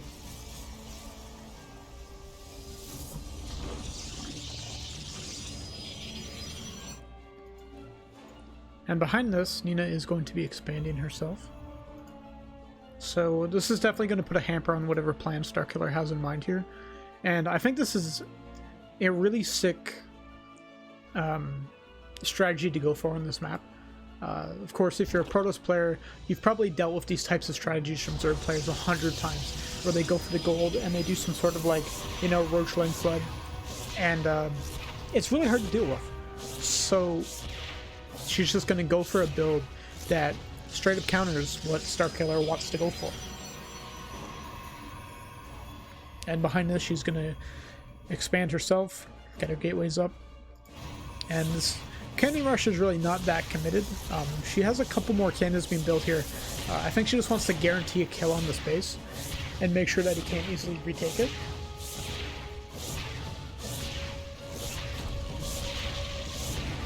Cancels one of those. And she will come up here and see what's up. Second gas being taken by Starkiller. Interesting.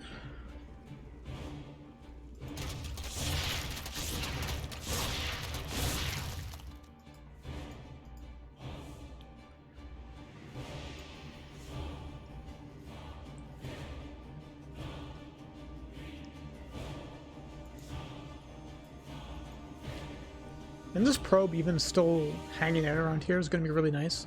Nina can go back into the main base, or just wait and see if anything pops out, you know, roaches or whatever. I'm not going to get up there and to see what's up. She would have seen the lair, which I'm actually not that sure what this is going to be from Starkiller with this lair. So we'll have to wait and see.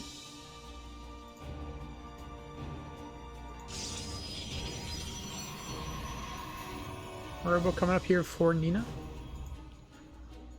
So she's looking like she's in a pretty good spot. She's got up a decent economy. Even workers with a Zerg. Warp gate on the way. Robo's almost finished.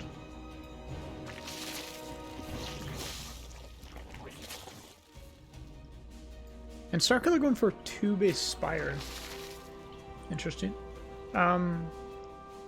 Like, Nina's seen the second gas being taken, but I think that can mean a lot. And Nina's actually gone down a tech route that is not very good at dealing with Spire. If Nina had gone for a Templar, or not Templar Archives, Twilight Council, sorry, and gotten Blink, I think that'd be a very good move. Or, I mean, obviously Stargate would be a great move. But I think going for this Robo is... it's going to be tough to deal with 2-base Muta with just this. You really want Blink Stalkers or Phoenix to deal with 2-base Muta. And I just feel like it's going to be very tough, especially like just starting the Stargate now versus the Spire. It's a bit unfortunate. So she sent a Hallucination Scout in there to see what was up, I believe. And she did skip that, so that's why, of course, we see Stargates on the way. But I mean, 7 mutas are going to be done before the first Stargate is even complete, let alone the first Phoenix. So Nina's really going to have to hunker down and hope she doesn't take too much damage. She does have some shield batteries in place. She's getting some cannons, which is really good. Gonna buy her some time to defend versus these. Interesting move. Starkiller is going to clean up these cannons by the third base. I think he just wants to get these cleared while he has the units.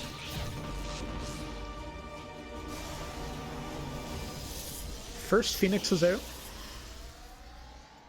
7 mutas though.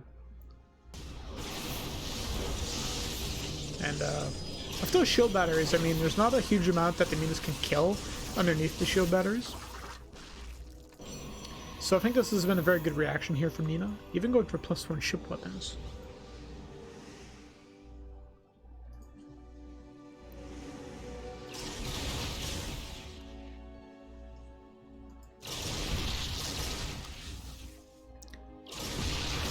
I feel like very rarely do we ever actually get to see a game go to this stage, where like the Protoss actually has the units that they want to deal with Phoenix.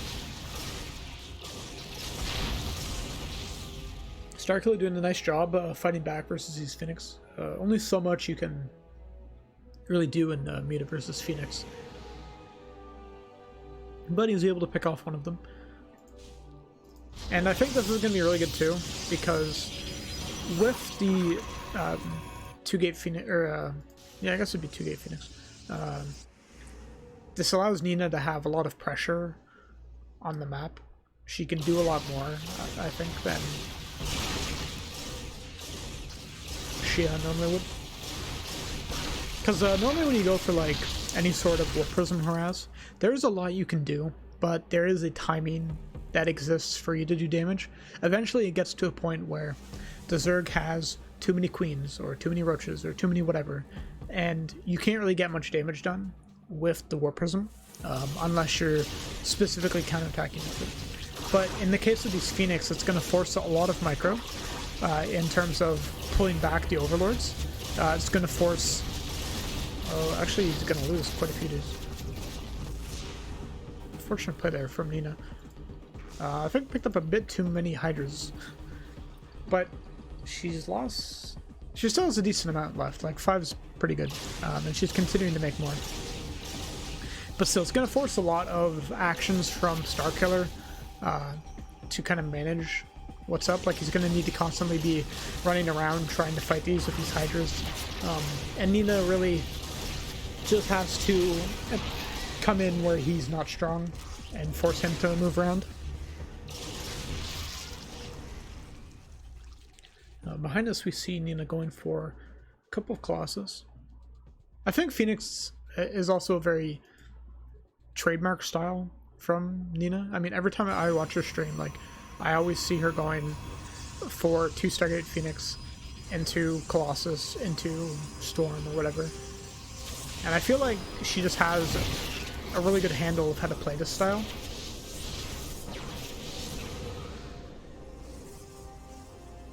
Starkiller coming in here with some of his Hydras, trying to find some damage. Sometimes when the player's going for 2 Stargate Phoenix, they do tend to neglect their gateway units. So it can be really nice to, if you're the Zerg player, to sometimes just poke and prod and see if you can find some space to do some damage. But, I mean, there is drawbacks to that, as we just seen. If any of those Hydras get separated, they're really easy pickings for the Phoenix. And Starkiller really not looking like he's in a great spot this game. It's going to continue to lose Overlords to these Phoenix.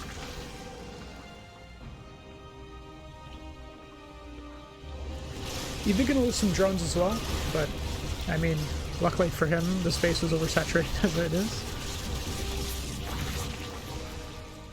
One Phoenix goes down. But still, this is really tough. Like, Nina has complete control over this bottom section of the map, and like, I don't think that Starkiller really can do much about it. If he sends units out at all, they're very likely to get scared by these Phoenix.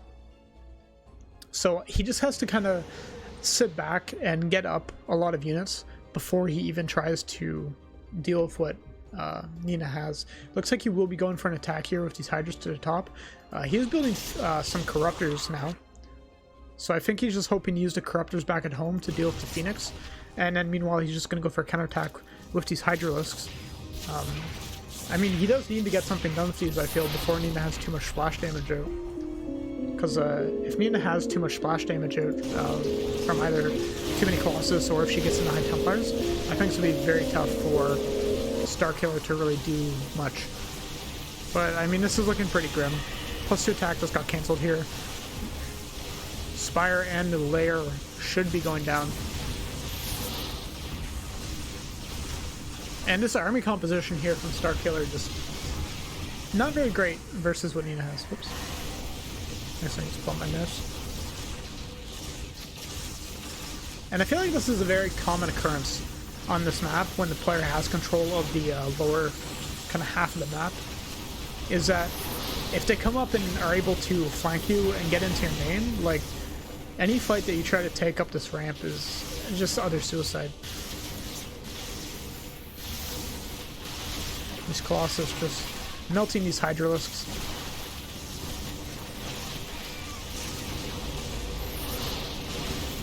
We'll pick off one of them with these Corruptors, but still, it's going to be pretty hard for Starkiller to really come back in this game.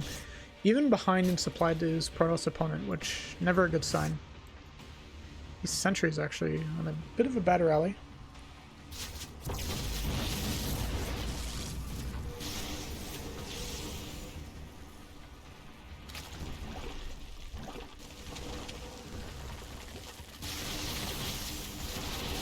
Alright, Blink on the way here for Nina. I'm actually kind of surprised that she didn't have Blink already. And she's just going to continue abusing this position and force Starkiller to basically give her some units every now and then.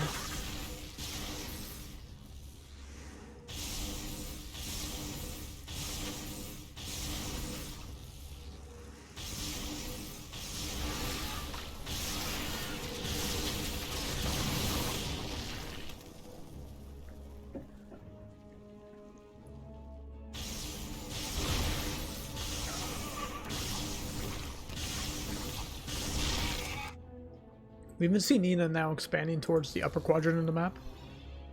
I'm actually kind of surprised. I thought maybe she would even go for this base. Just kind of solidify her hold over this lower half. But there's a lot more bases in the top, and we even see Starkiller kind of taking what we would say is Nina's side of the map.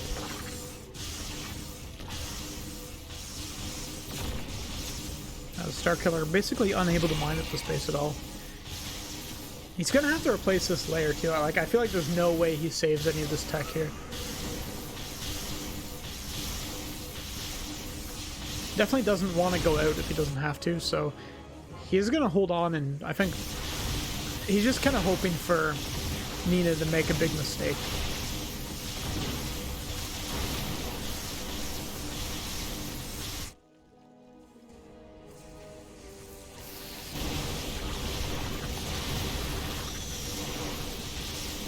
Corruptor's getting cancelled over here. 15 Corruptors on the way is... like, that's a lot of units, but... oh my freaking god. That's so funny. I love the BM.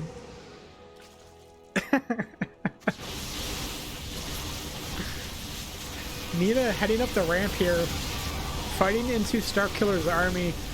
These Hydras just getting completely melted by these Colossus. A lot of these Corruptors up here trying to do their best at taking out these Colossus, but a lot of Phoenix, a lot of Stalkers on the ground. And that's going to be it. As we see on the map, GG.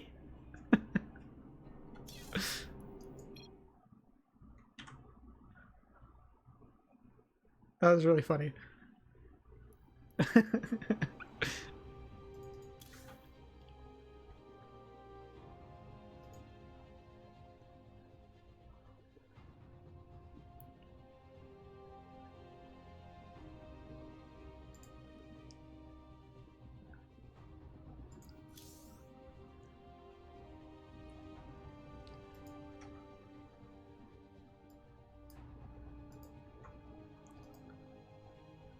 So Nina now moves on to our finals to play versus Cham.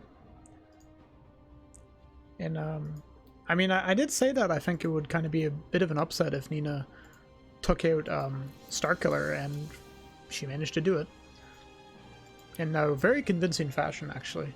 So I guess I maybe misspoke, or not necessarily misspoke, but was just wrong, because I meant what I said, but I was just wrong about it.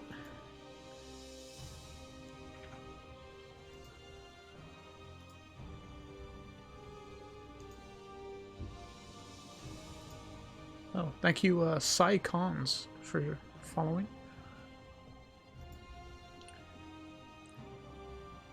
And I guess before we get into our finals here, while these guys are doing their vetoes,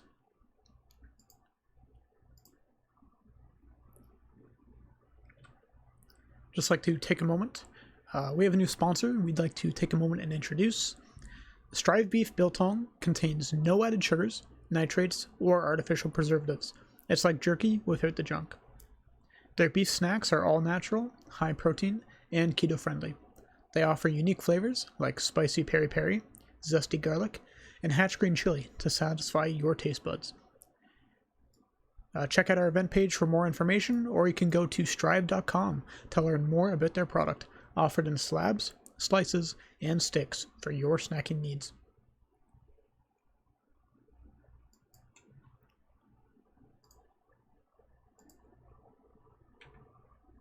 Oops.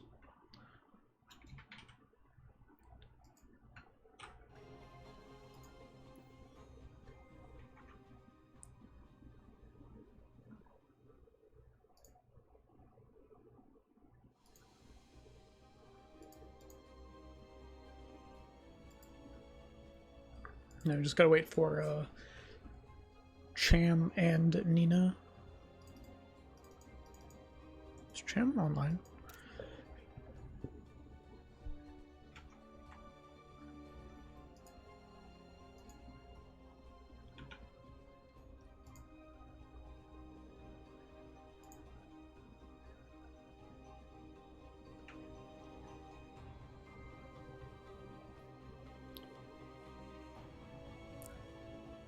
I'll just be right back.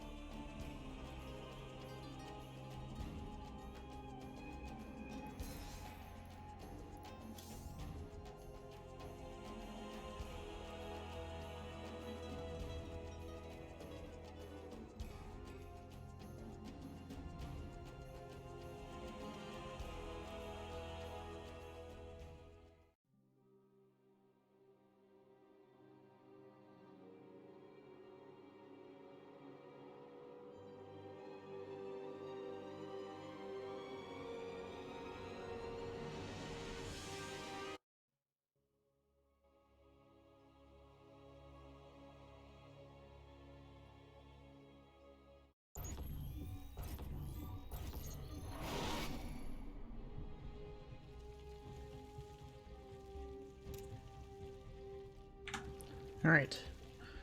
So, starting us off in our finals here. In the bottom left in the red, we have our Zerg player, Cham. And his teammate in the top right in the blue, it is Nina.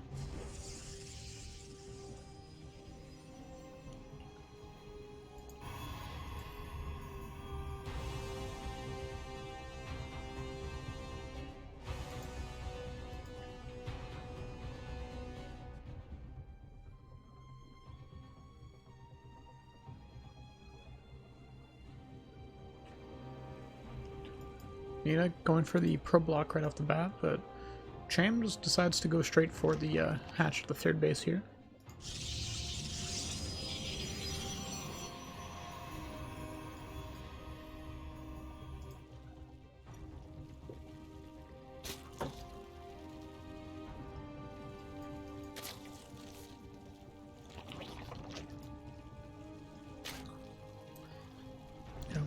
This map glitches a bit in the hybrid graphics settings, so I'm sorry if that's like annoying the people watching.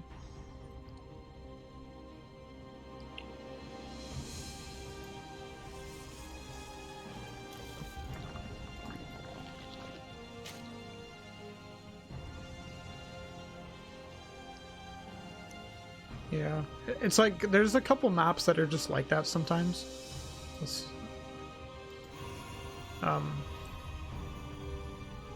I'm trying to think, there's another map in the pool that gets really bad at like one specific area on the map where like when you look at it in hybrid settings, it's just like almost completely like it's like a seizure illustrated.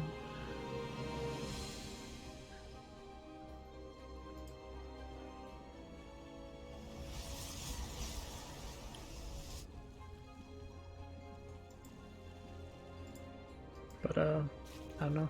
I think hybrid settings are probably the best way for me to make the game look nice. Like I think I prefer having it on low settings in general. But I don't know. If I was on like medium or something, the game wouldn't run as well into the later game. Because unfortunately I bought a multi-core CPU. And StarCraft hates multi-core processors.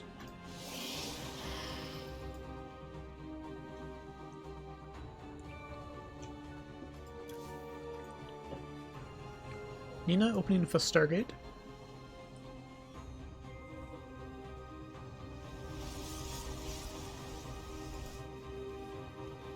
We talked a bit about in the last series how my perception of Nina is that her Stargate play is very much her style, especially in an era where not many Protosses really like to play that way versus Zerg.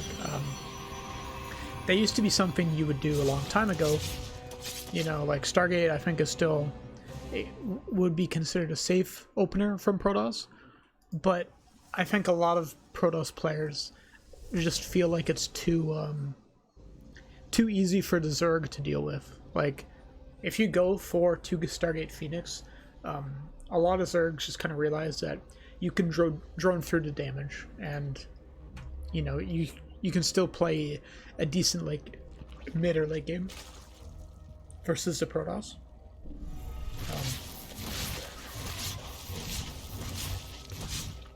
So we'll have to see how this goes. At Oracle getting a couple of kills.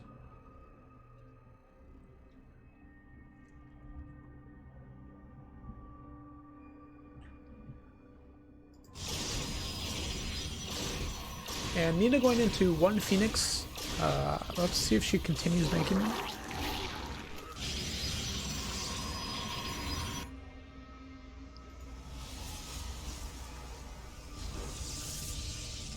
Another Oracle, actually. That's actually interesting that she's going for another Oracle. Normally, like, we see the Protoss players get 1 Oracle. But going for a second later Oracle is an interesting choice. We'll have to see how this works out. Cham just kind of continuing to progress into, you know, the stuff you'd normally go into as Zerg.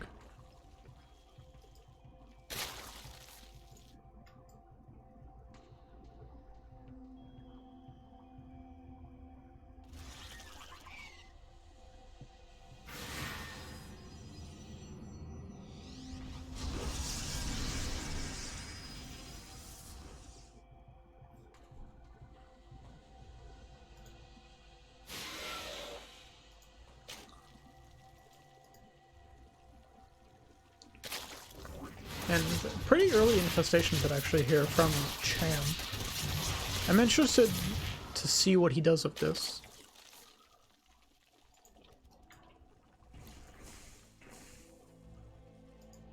Is he going to go for an early Hive versus Nina, or is he going to go for Swarm Host, maybe? I'm not quite sure. Oh, interesting. So it is going to be the Swarm Hosts.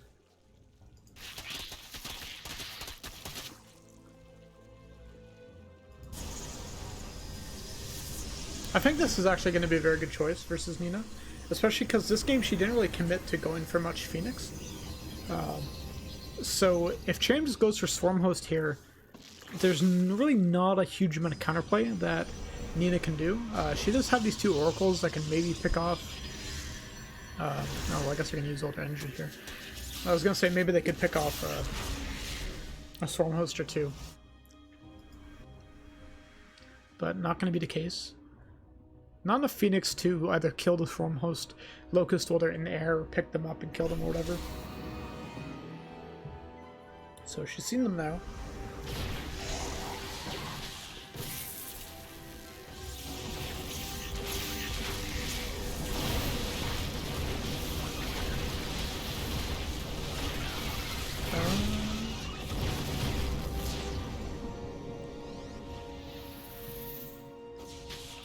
I'm not quite sure what these queens are here for. Like, this feels like it's an all-in with Locust or with Stormhost, which just feels really weird. It's gonna be able to get these sentries with the Locust. That's really nice.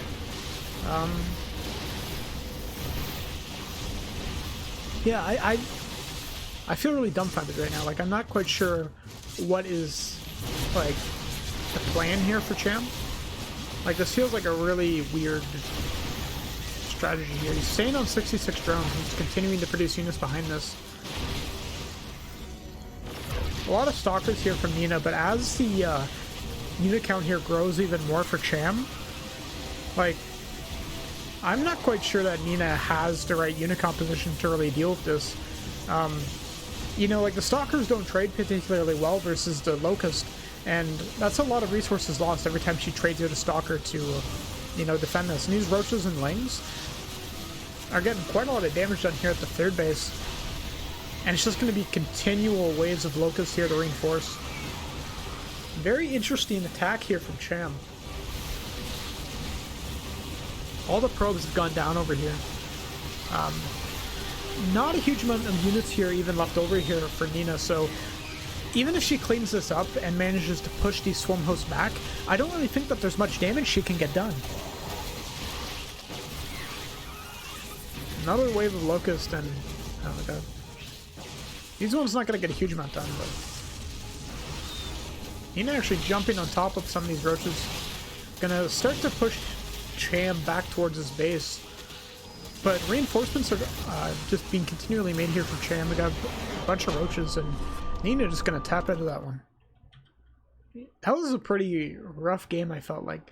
Like, it just turned from Nina holding really well to Nina just getting completely overwhelmed. Like, you can see, I guess I don't have that on the screen, but the army value tab is like so similar, and then it just completely drops for Nina at one point.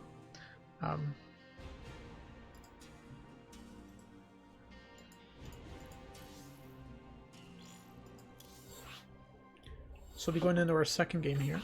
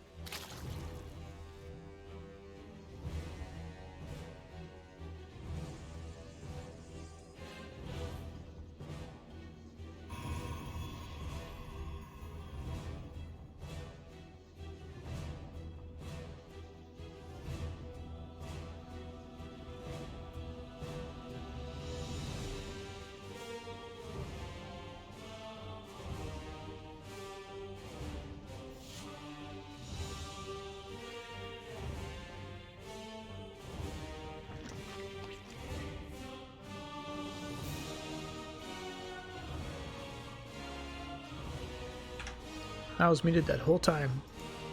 That's right. I just did introduction, so there wasn't much to miss.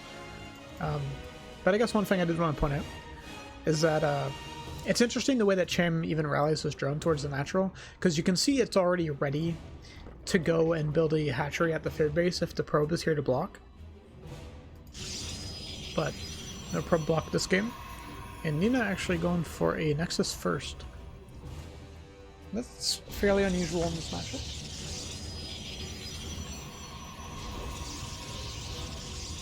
I feel like we don't really see Nexus first that much in Legacy of the Void in general.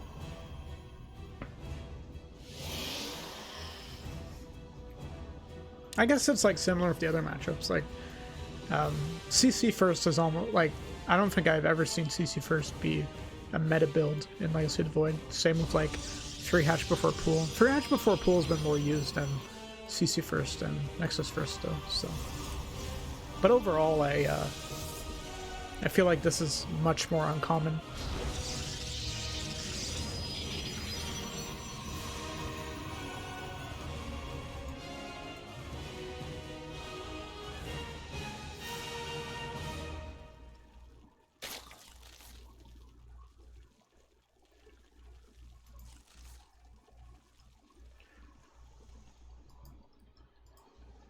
So Cham should get the scout in here, and because he sees that there's a late cybernetic score, he can actually get a full scout off of the base if he feels like it. Because it's going to be a while before Stalker comes out. So he can walk in here and see what's up. That Zealot, just barely not in time. He clocked in 1 second late. Full scout of the main. Not a huge amount to see at the moment, so not the biggest of deals. He will see the Stargate the second it's plopped down, so that's pretty good for him.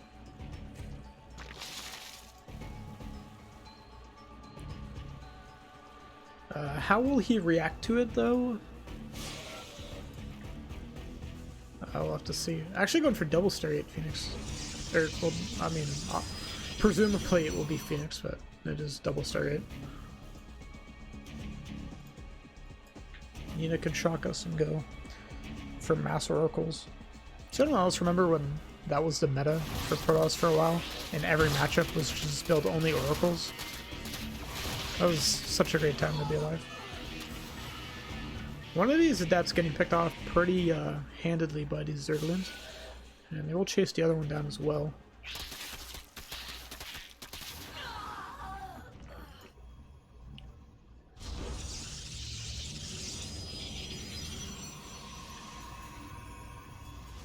First Phoenix almost ready.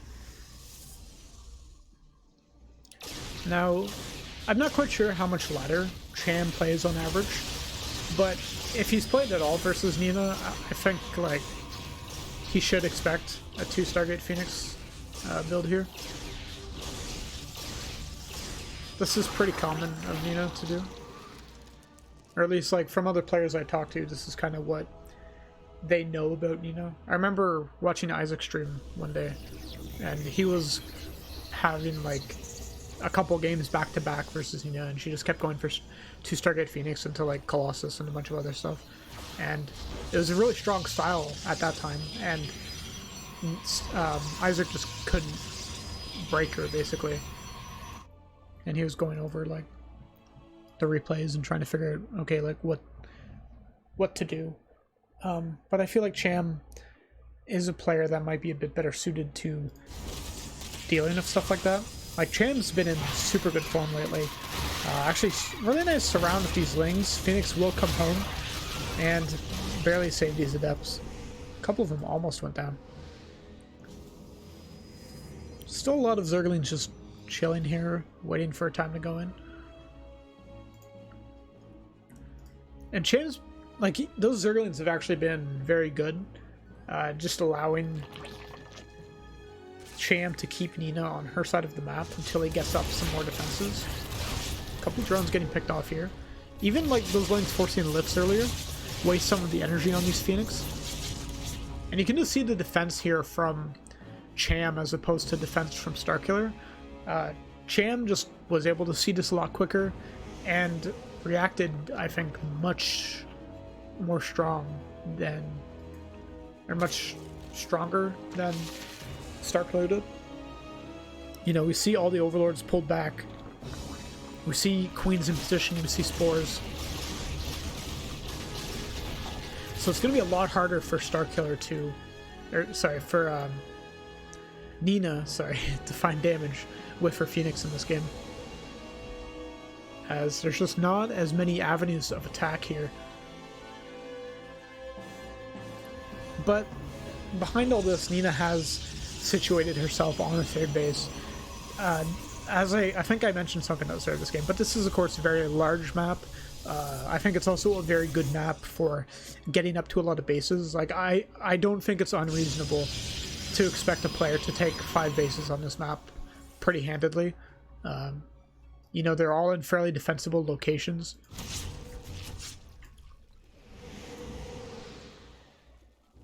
So I don't think this will be a map that is too difficult to expand on. Like, I think if Nina wants to play a long game, she can play a long game on this map. It's not too favored for the Zerg, I feel. So, I mean, if she can survive until the late game and get out a decent army, I think she has a pretty good shot.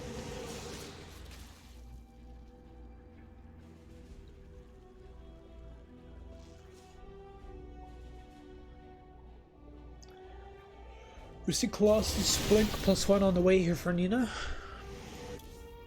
And this is kind of like her standard style, I feel like, is just to go for this 2-gate, a 2-Stargate Phoenix into, you know, a gateway army with a bunch of Colossus to back it up.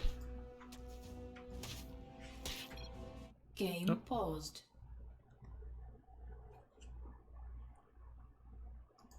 Just a pause coming in here for Nina.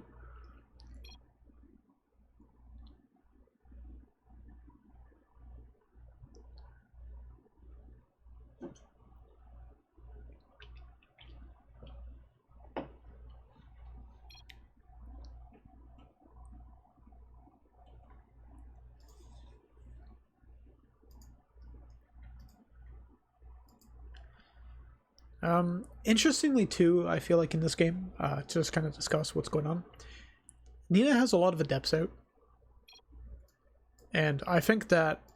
Game resumed. Alright, back at it. Normally, I feel like what I've seen from Nina is she kind of gets out these Phoenix, and then she builds up a strong gateway army behind this. But I feel like this game, she feels it would be too easy for Cham to just like get a good army and deal with her if she doesn't have any way of harassing or, you know, being aggressive. So she's getting out these adepts, and I think she's just going to wait for a good time to try to sneak them in. You know, if she sees Cham head out on the map, the adepts just shade into the 4th base or the 3rd base. Oh my god, a lot of these Phoenix getting picked off here, but half of them went down. And these adepts are going to have to shade out here. A couple of them have gone down. Oh my god. Getting ambushed here. And that's a lot of units lost for Nina at this point. And, like, I kind of discussed how I think this map is a map that a Protoss player can play into a pretty reasonable macro game. But a lot of Protosses have been feeling that the metagame right now is pretty favorable for Zerg in this like mid to early late game. So it's really going to be hard, I think, for Nina to survive, even though the map might be favorable to it. We see a pretty nice like multi-prong attack here that's going to force Nina to kind of overcommit to one location or the other. These Hydras are maybe a bit out of position here to deal with this. Lurker's coming out for Cham as well. We'll get shot at by some of these Colossus. And meanwhile, there is another counterattack here towards the space. A lot of cannons are available at the space to defend, though. So Nina hasn't really taken too much damage. That was a really nice job trying to be aggressive there, but just no opening for Cham to exploit. He's going to keep his Hydralisks running around on the top side of the map there. Probably just going to try to use those to stop Nina from getting an easy 5th base. Nina might take this one instead, as opposed to the top one. We'll have to wait and see. And Nina actually going for shield upgrades, as well as air upgrades. How many, She has 3 Stargates available to her. So I'm not sure if she's going to go into carriers. What she decides to head into. Some Hydras exchanging blows here. +2 air attacks. And carriers on the way. I feel like it's been a long time since we really see carriers played in a late game. I mean, like, we don't often get to see late game in general in PvZ nowadays.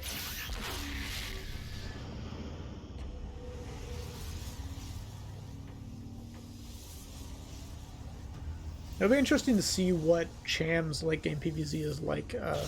I've seen his late game TVZ, or ZVT rather.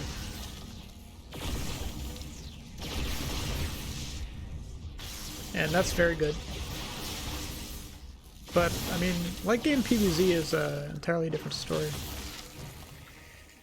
It's getting rid of a lot of spine crawlers, which is really good. Going for a counterattack with some of these Hydras and Lurkers, I think, is a really nice move. I think he just wants to try to free up some of the supply, maybe. Get rid of some of these Hydras. But I think he wants to trade out for some of the army units. I don't think he wants to really trade versus the cannon. He's trying to pick off some of these Phoenix. I believe he maybe got one in that fight there. 5th base coming down here from Nina. And this is a very formidable army heading out on the map here now. We do have Broodlords here though, and not a huge amount of anti-air, so really gonna have to be careful.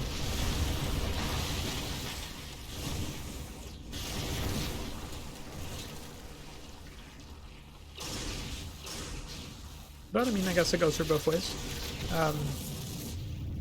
There's not a huge amount of Hydralisks to back this up and deal with the Phoenix that they got on top of these, but I mean, the Phoenix don't really deal that much damage versus Broodlords. Like, you could see, like, they had a solid couple seconds to fire at that one Broodlord, and it's only at half health. So, this army from Nina is a pretty scary ground army, but not much you can do versus the Corruptors, or the Broodlords, rather. A lot of links coming in here, Storms coming down. It's a lot of carrier, or a couple carriers rather, in the mix here, and a lot of Storms going down on these Broodlords. Pretty chaotic fight here. Not a lot of anti-air left. I don't see where the Corruptors are, if they are available.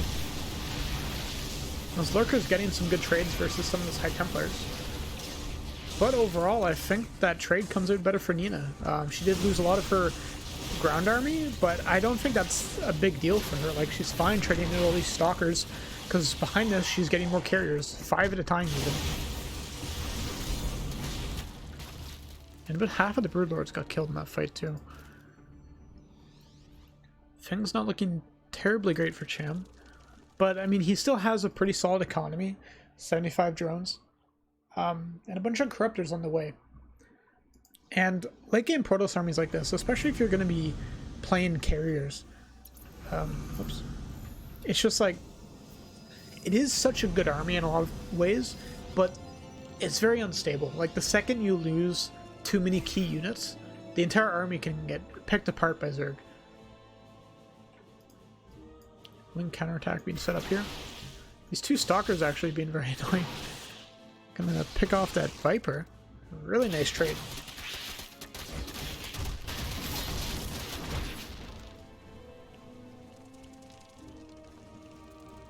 Bit of a lag here from Nina.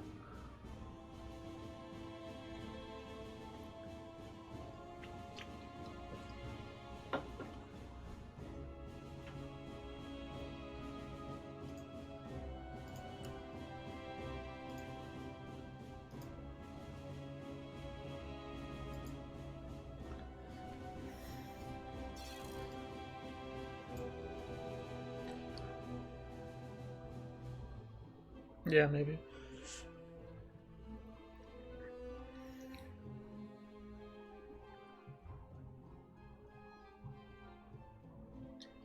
I hope she was able to reconnect here.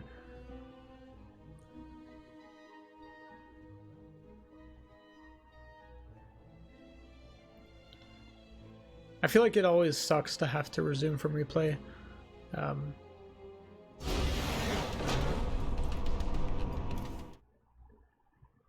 So probably have to resume from replay that game there.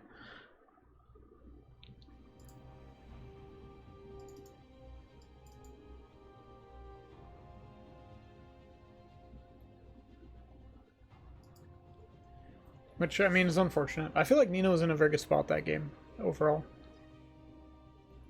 Definitely sucks to have to kind of get taken out of it and step back in.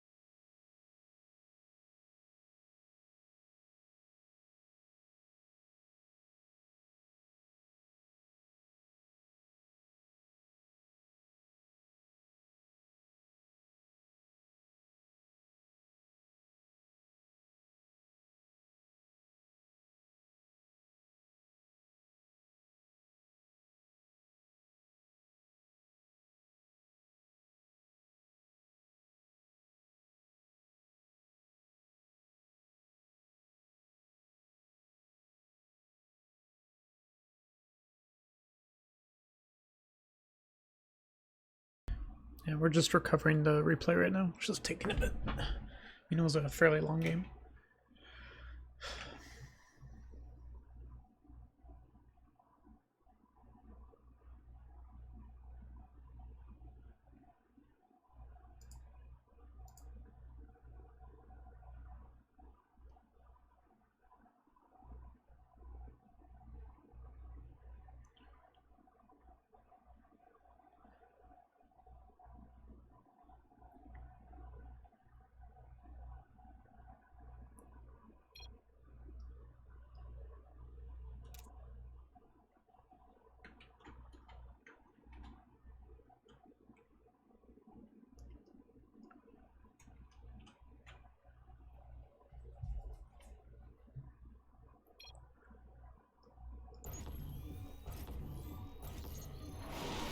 All right.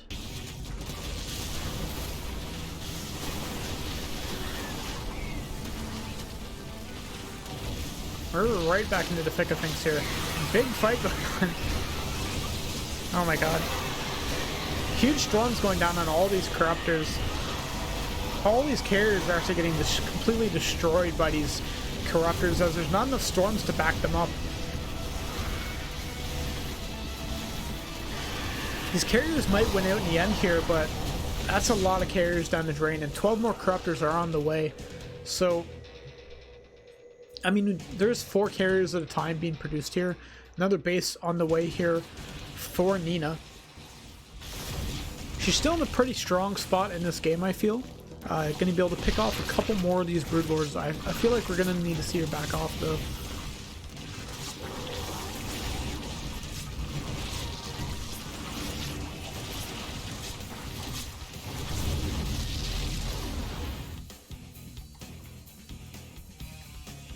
That's an interesting bug. So, let's see. I think it was any old carrier. Oh god, these stalkers are all gonna get completely fucked. Some of the carriers have different skins because of the resume from replay. That's really cool. It looks like any carrier that existed previous to the resume has the old, like the default skin, and then any new carrier has the skin that Nina had chosen. Corruptor's coming up here using a caustic spray on this base. They will be able to get this and back away. Only going to lose maybe 1 corruptor for his troubles.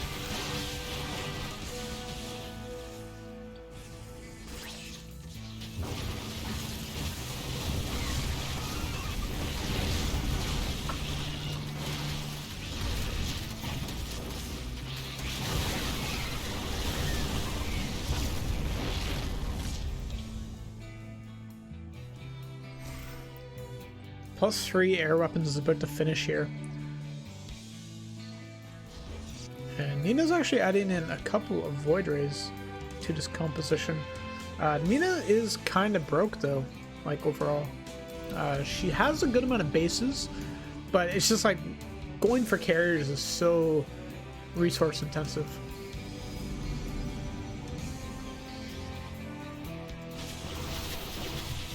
Stalkers out on the map here trying to find some damage.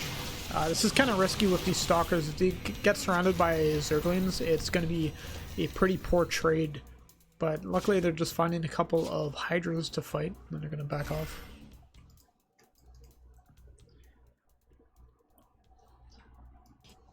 Yeah, only 1 remaining original carrier.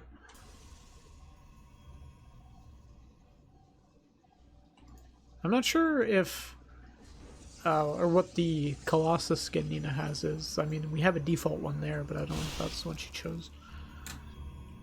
Oops.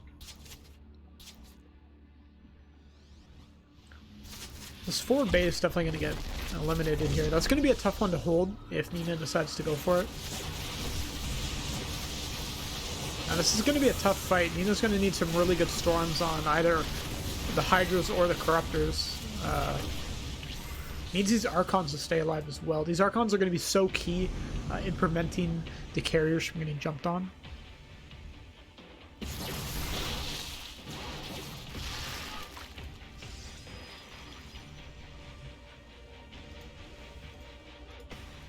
It even happened with the buildings too. Like look, like any base that existed previous to the resume from replay is the default base. Oh, that's really interesting. I didn't know that. Anyways, these carriers coming in here, and they will pick off some of the static D, but this base really isn't that important for Cham here. Meanwhile, we do see a counterattack on the way here. A lot of Zerglings heading towards this base. But I feel like the longer this game is going on, the better it is for Nina.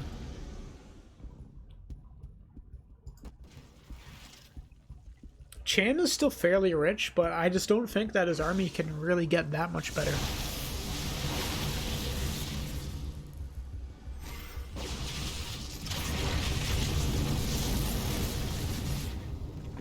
And, like, maybe I think if he added in a bunch of infestors, that could work out if he gets a bunch of knurls on the carriers or something, but I feel like that's a very... I don't know. I mean, I'm not a big player, so I don't know what the right call to make is, but that might be a bit of a gimmicky move.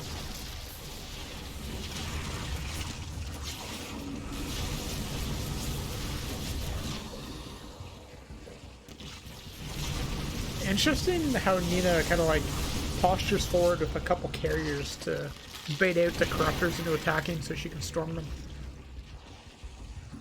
It's going to move around here, some static defense at this base, and Nina's actually getting the DT Blink upgrade.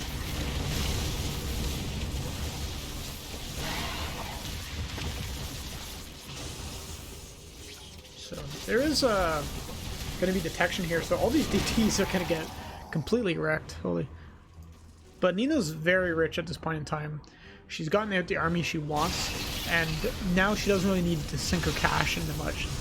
She can just kind of get her upgrades, get better units out. She's getting some Tempest. And going to continue expanding. This forward base here has been taken. This is a tough one to hold, but with Nina being on her opponent's side of the map pretty much constantly, I mean, seems like a good choice.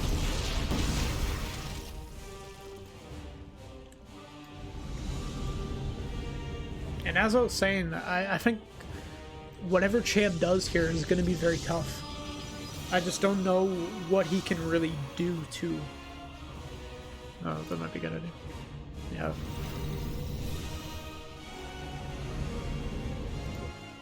You know, like, I think the Zerg army is extremely good in the mid to, like, early late game. But once it comes to this stage of the game where the Protoss has all the units that they want, like, what do you make of Zerg? It's really hard to break these unit compositions, especially when the Protoss player isn't making that many mistakes.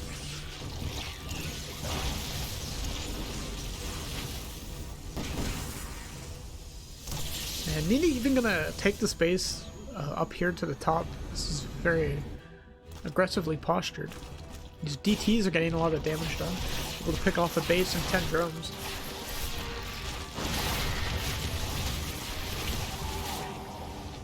A lot of them will go down, but with the bank that Nina has, like, it's really not that much.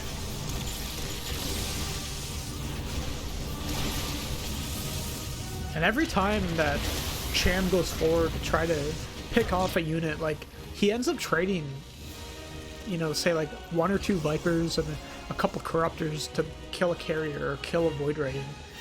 It's just never worth it every time, and he doesn't have the base advantage here. Like, he's working off a smaller amount of bases than his opponent.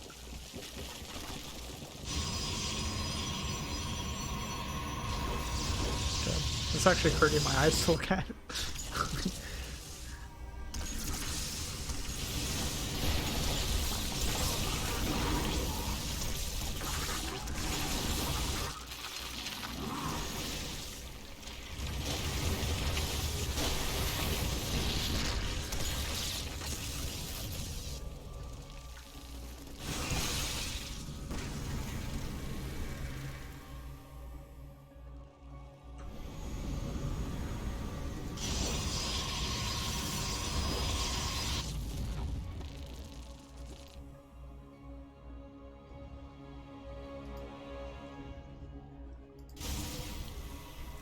I think this game is just going to kind of be a bit of a bit of a wait.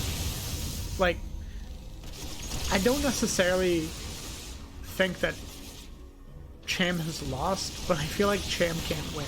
You know, like, it's up to Nina to lose.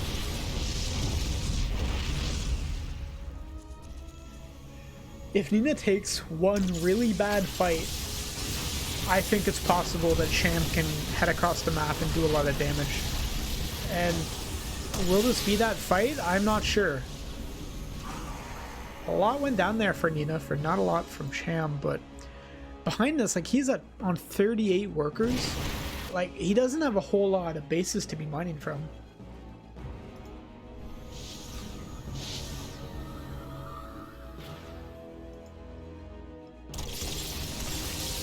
But behind this, I mean, Nina has 5 Stargates. She can just continually pump out carriers to replace any that she's losing. And the bank here for Cham is pretty much broke. Like, he doesn't have a huge amount of units. And he's gonna have to, like, if he wants to siege these bases, he needs to be so careful. These Tempests are actually doing quite a lot of work here.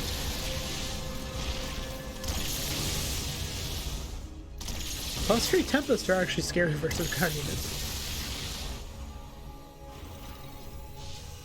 Normally, Tempests are pretty crappy when it comes to dealing with ground. We're even seeing the Void Ray speed upgrade.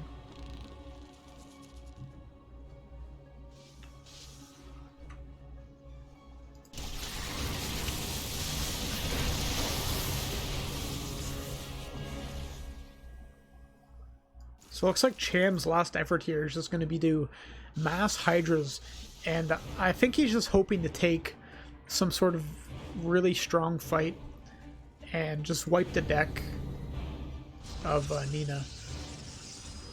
You know, like, just get everything off the board and maybe go for a kill. But as I said, like, I don't think this is really up to Cham anymore.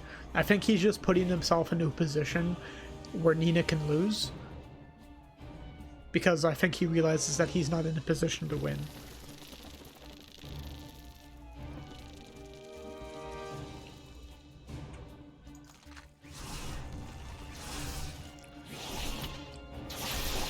These DTs continuing to be very annoying.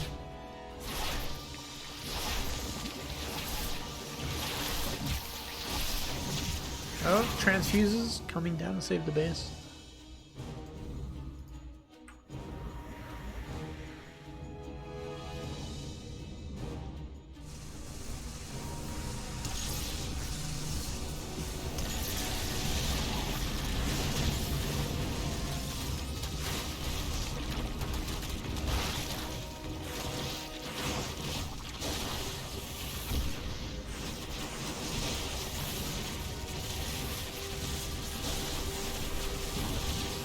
Storm's coming down onto these Hydras, but it looks like Nina actually has boxed herself into a bit of a corner here. A lot of High Templars are going to go down here, but I mean, if the bank that Nina has, she can probably easily replace this. Meanwhile, her army on the other side of the map has kind of pushed in and cleared out some of the static E here, even killing a couple of these lurkers that are kind of just move commanded in.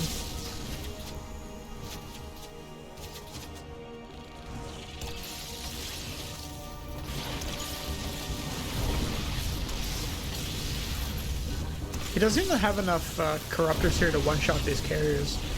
Because I think, what are the carriers on? They're on 311 for upgrades. Interesting. And these DTs are just like straight up fighting these Hydras. That's so funny. And they're actually just gonna straight up win that. Oh my god. Yeah, Cham not in a great spot. That's, I mean, we've said.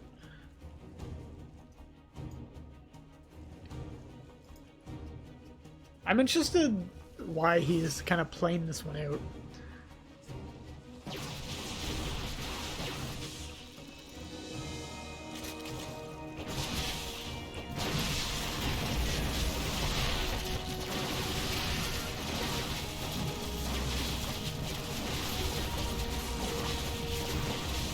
So these Hydras are going to get a pretty favorable trade versus these Stalkers, but like,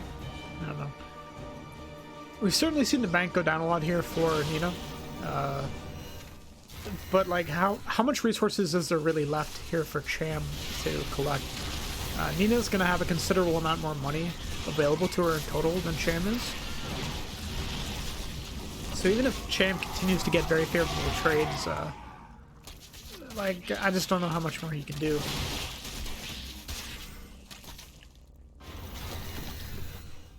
And Nina's just like warping in crap tons of zealots here.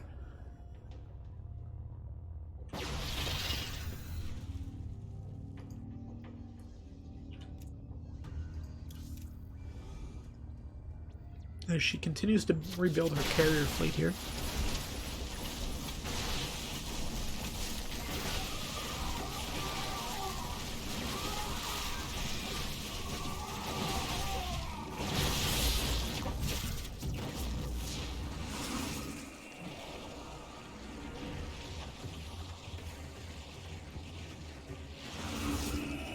We can actually see that the resources lost has closed a bit as Cham's been able to take some good fights, but just like, I don't know. What else can we do?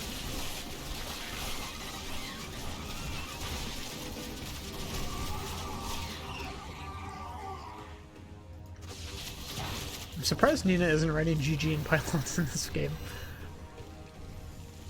This feels like a game to be doing that. Continuing the fur units at Cham. More DTs coming in.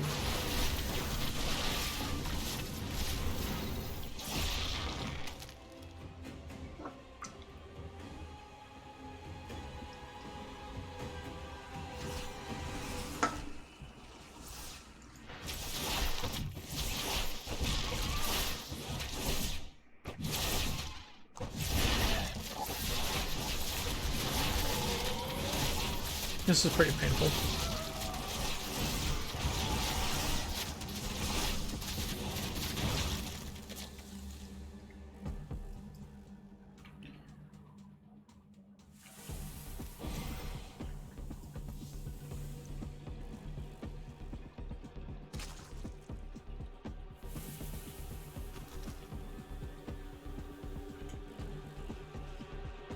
I just love how the entire, like, past 10 minutes. Look at this advantage. Like, holy crap.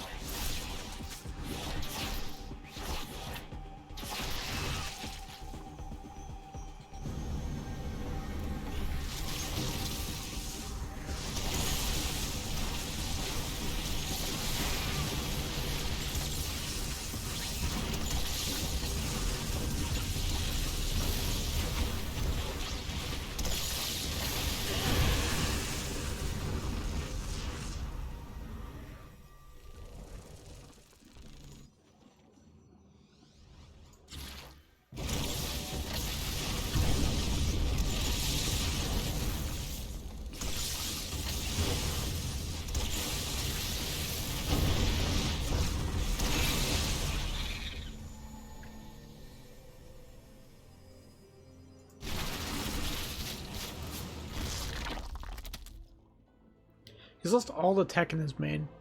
Is he remaking? He's remaking the lair. Holy shit. I guess he kind of needs to. Oh god.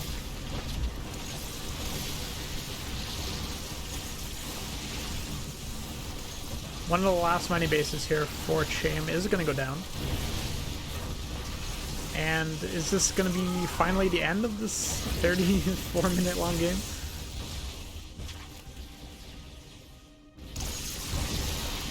This is the last mining base for Cham. Well, I guess there's the one that's like kind of mining, but it's like 2 patches left on. And Nina recall, like, I guess like she was gonna lose that fight. I don't know.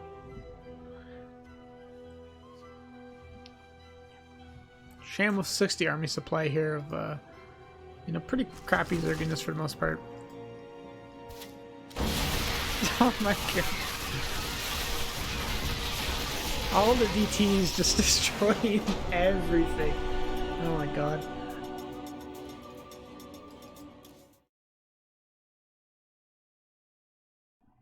What a game.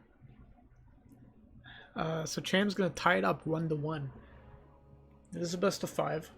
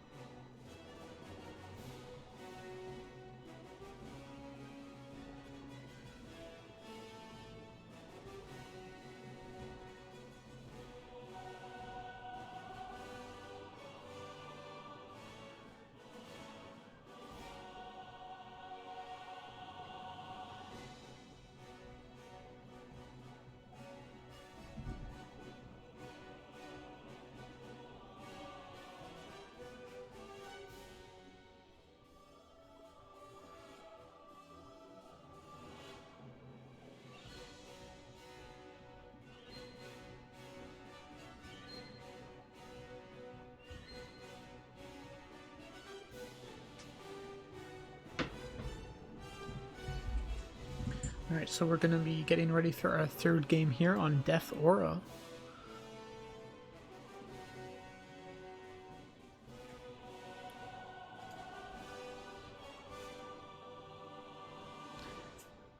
And this is proving to be a pretty entertaining game so far, or match rather, not because we're not in the game yet, between Cham and Nina.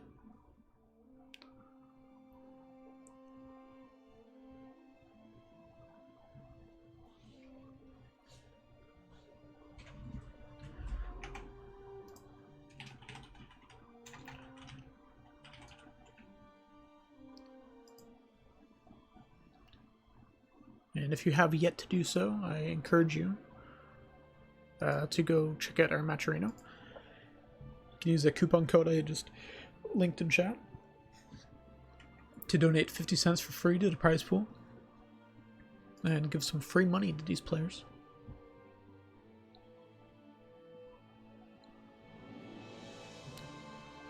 Yeah, if I'm sure Shazam can link the Discord link, and there's an entire channel in the Discord for sending pictures of pizzas.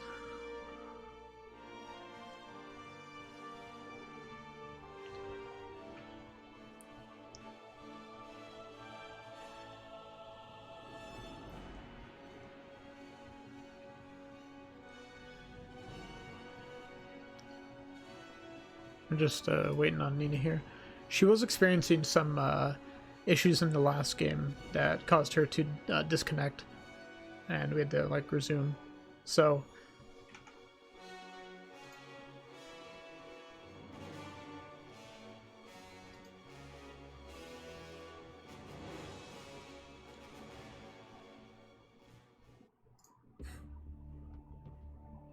okay.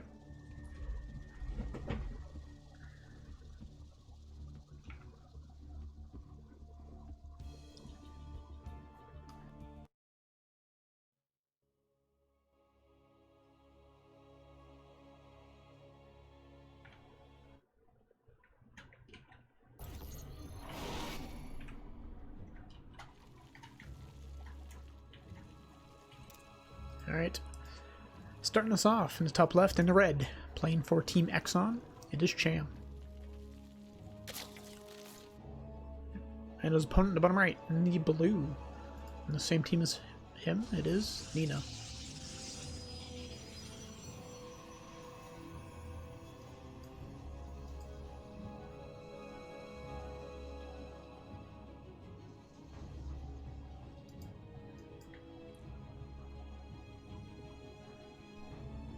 Another early hatch block here, or probe block on the hatch, rather, from Nina. Cham just is used to it, I guess. Perfectly fine taking his fair dues.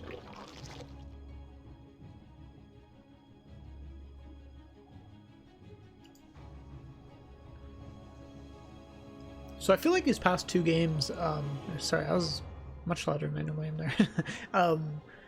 These past two games, Nina has played her normal style, and I feel like showcased a lot. And in the matchup as it stands, I feel like the Protoss kind of has to be the one to change things up. Like, I don't think that... Like, I think the Zerg has a lot of options for how they do things.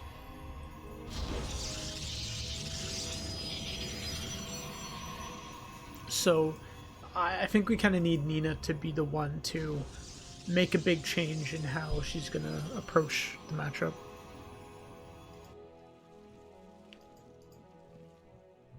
Especially because this map is a bit different than our last. This one's, I would call, like, a bit more of a standard map. Like, the mains are very small on this map. Which is the only kind of, like, defining feature, aside from the speed-up zones. But this map is not really that easy to get up to a lot of bases. It's not like the last map. On Ice and Chrome, it's a lot easier to get up to those large amount of bases and defend them all very easily. But on this map, it's a bit different. You can get up to 4 bases pretty reasonably. But, you know, even still on 4 bases, there's still a lot that your opponent can do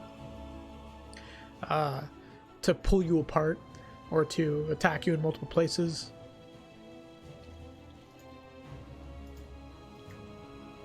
So I don't think this one's going to be as easy for Nina to go into that late game style that she played last game.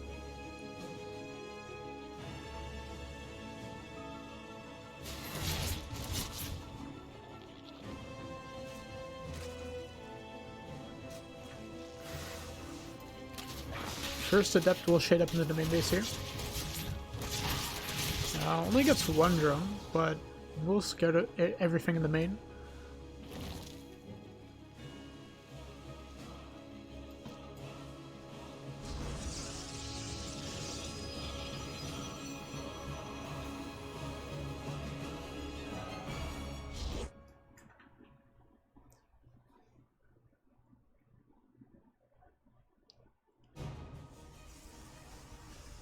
So this game we have Nina going for a Stargate into a Robo here. Just single Stargate this game. A little bit of a Ling run by.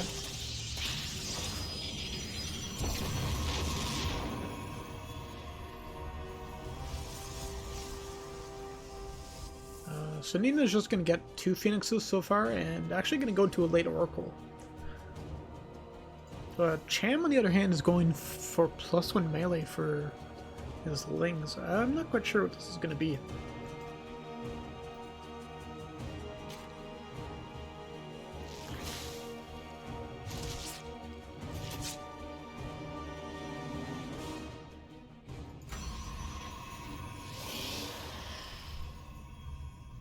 He's building a lot of Zerglings. So it's just... Is this going to be some, like, +1 Ling timing attack?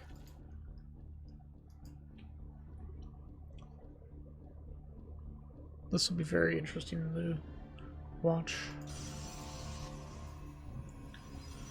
Because his drone count is still pretty low. Like, he's only at 44 drones.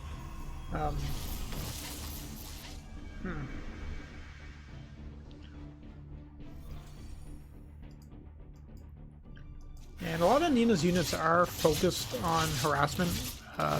You know, Nina built a couple of Adepts, Nina built a couple Phoenix. And those aren't going to be terribly good versus the Zerglings. Like, the Oracle is obviously good versus Zerglings, but only for a limited amount of them. And if this is all Cham's going to keep making, he is making a big batch of drones now. Maybe he's just hoping to slip in with a lot of these. and get some damage done somewhere. He's not seeing any holes in Nina's defenses yet, though.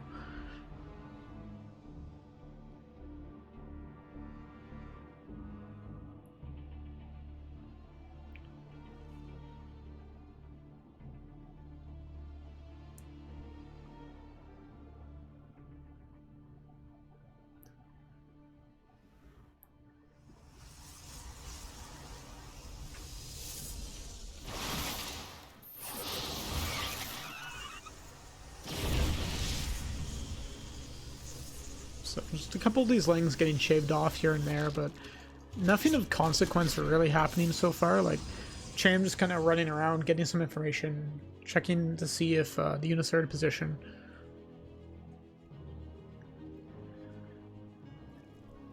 And now Cham going into a Spire, and continuing to get Ling upgrades here.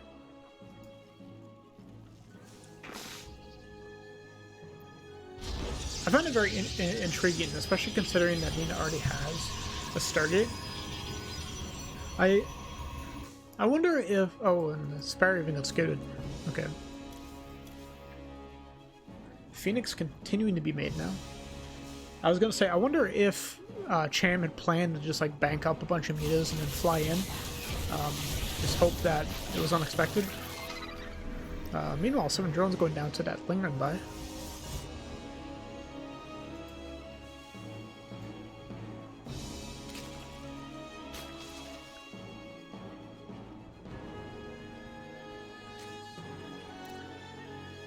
So we have 3 Phoenix out so far and a 4th on the way.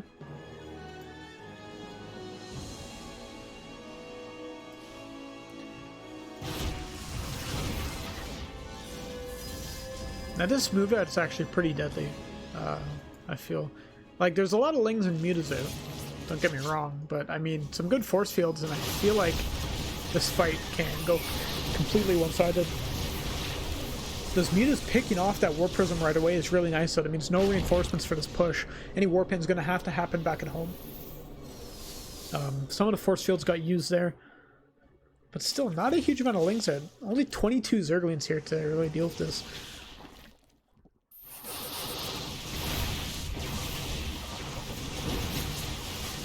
It's just like mass Muta right now from Cham. A lot of more Mutas continuing to be produced here. And he actually has so many Mutas, I think he might just be able to overwhelm this army. It's mostly Blink Stalkers, which are like pretty good versus Mutas, but I'm not quite sure how this is going to go. I think we need to wait for some more units here. Regardless, like, Cham has held this push off, and I feel like that was a pretty dedicated attack. A lot of sentries went down there. Even though Nina does manage to save most of her Blink Stalkers. Like, you know, Cham still has a pretty decent economy behind this, and Zerglings going into the late game are still very strong. Even gonna grab this base here of the double rich gas geysers. So, like, Nina has one more base that she can reasonably take. But whenever she does try to take it, it's going to be a bit of a moment of weakness. I feel like it's going to be really tough for her to take the base she wants. Pretty decent stasis ward goes down. A lot of these Lings getting shut down there. But, I mean, +2 Lings on these Stalkers are, like, they're doing enough damage while also baiting out enough shots from the Stalkers, because the Stalkers ideally, I think, would like to just only be attacking the Mutas to pick as many of them off as they can. But they need to kill the Lings as well, not only because the Lings are doing a lot of damage to them, but because, like, the Lings are right on top of them.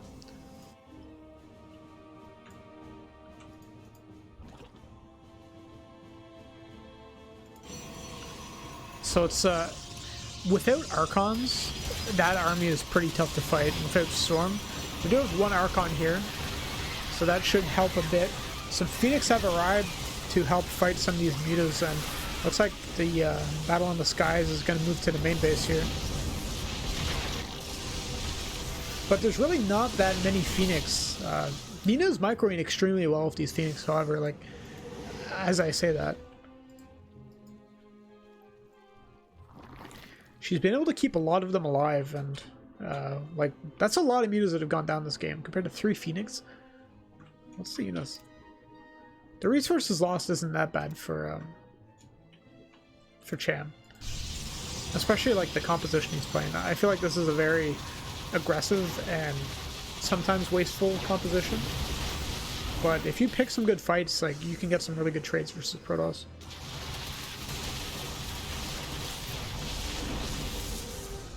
And losing some of these gateways is pretty painful too, as Nina would really like to just continue to produce more and more Blinkstalkers, more and more Archons.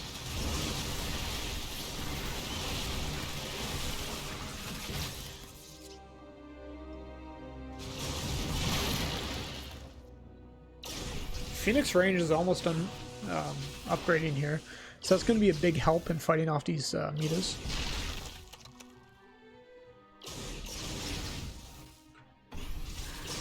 And oh my god, that actually flies a lot of these Phoenix in, loses about half of them.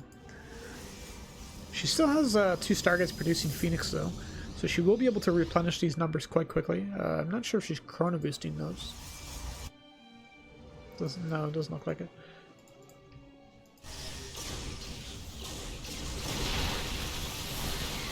But I mean, there's a lot of Blinkstalkers here, and they do have reasonable upgrades at +1. So they're able to make quick work of all the Lings, and then that allows the Phoenix to start getting to work on these mutas pretty quickly.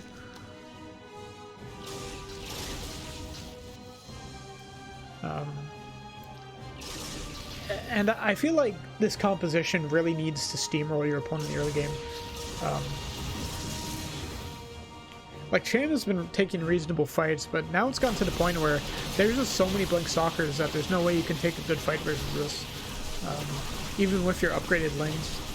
This is the 5th base here. No additional bases being taken just yet by Cham.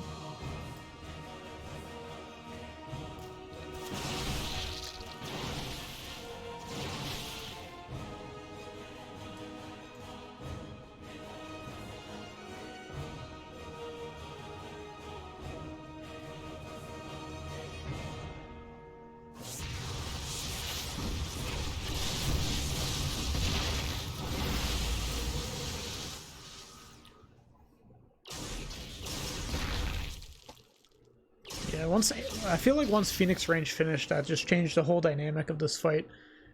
These Phoenix are just incredibly good versus these mutas now. And Nina has very good control of these as well for the most part, so like, even though she has taken a couple bad trades here and there, for the most part she's kept enough of them alive to keep the mutas off her back, and that's all she needs. Like, it's fine to lose a couple of them here and there. It's not that big a deal. Especially because, like, she held them off long enough that her main army is now very scary. So a lot of Blinkstalkers, and the mutas just cannot engage this. It looks like we will be going into Lurkers here, 11 of them on the way.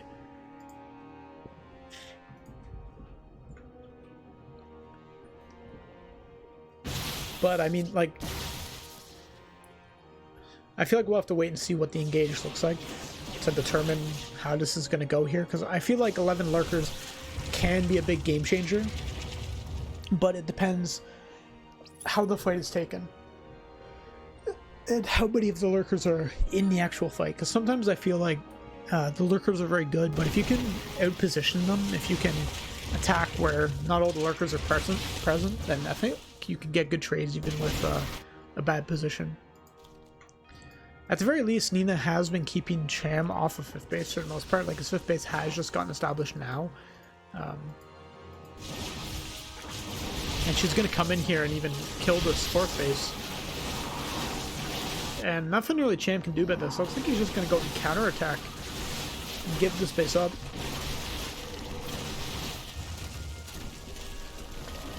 Which, I think that's an interesting move, considering he has Lurkers back at home to defend. She's going to recall about half of her army towards the 4th base here, but it's a lot of mutas, and they can do a lot of damage very quickly. Cham is going to hop right on top of a lot of these units and kill a lot of drones here.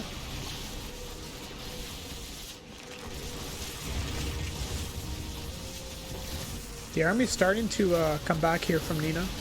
Most of it is almost back. Some storms going down. A lot of stalkers just ate a lot of spines from those lurkers. But it looks like Cham is going to back off now. He did kill a decent amount of probes, but I'm not sure if it was worth trading an entire base for that. A lot of these Phoenix are getting picked off here by the Mutas, but there's just so many Blink Stalkers on the ground. He's going to jump right on top of these Mutas, and he's going to take a pretty good fight versus most of them. A lot of his Lurker Spines have gone off, though. And the army from Nina has... like, she's killed almost all of the Mutas, which I think is very important. Just going to be Hydras coming up here from Cham. He does have a decent amount of Lurkers back at home, I believe, unless... yeah, 7 more Lurkers still, so... Nina has to be careful about how she engages. Oh my god, hold position on these Lurkers is so sick. Oh, but the Observer comes up behind. I think he was really hoping that there'd be no Observer. But I mean, like, those Lurkers got tremendous shots off, even with the Observer coming up behind. Just all those Stalkers all lined up. I think he was really hoping to get those High Templars, but... I think even what he took was amazing. Now there's a lot of there's a decent amount of High Templars with this army, but not a huge amount of backbone to follow this up with. He's lost almost, Nina's lost almost all of her Stalkers.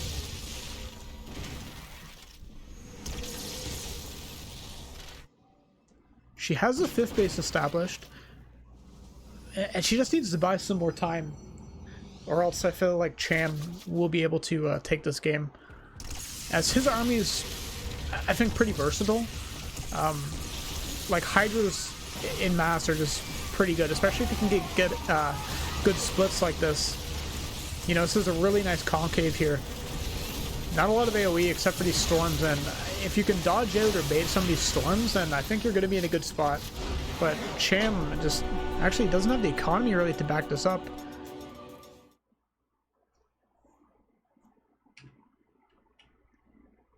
Interesting to see Cham tap out of that one. I felt like he wasn't in that bad of a spot. But, I mean, like, he did lose a lot of Hydras there to the storms, and I just don't think he felt like he had the economy to rebuild, basically. Because he's on, like, 55 drones or something. Whereas Nina, I feel like, was on maybe, like, 60, 70 workers.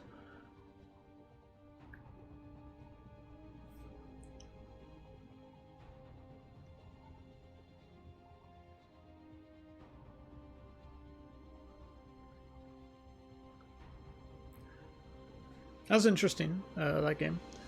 I wonder how that game turns out if those Lurkers get the shots off on the High Templars. Like, I feel like that game turns completely different. Because imagine that last fight with no storms.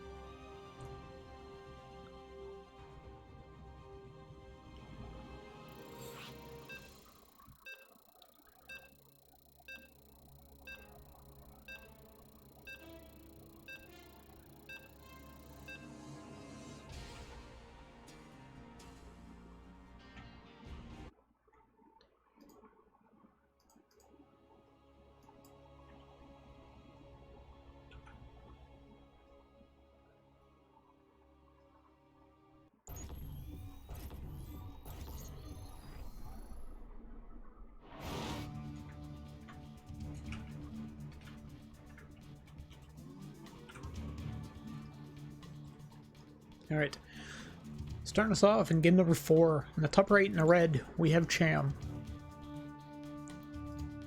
And bottom left in the blue, we have Nina.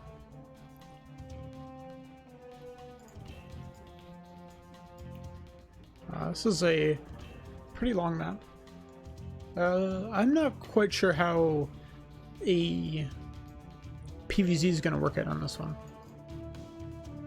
I feel like this is still a decent Zerg map. Oh, whoops.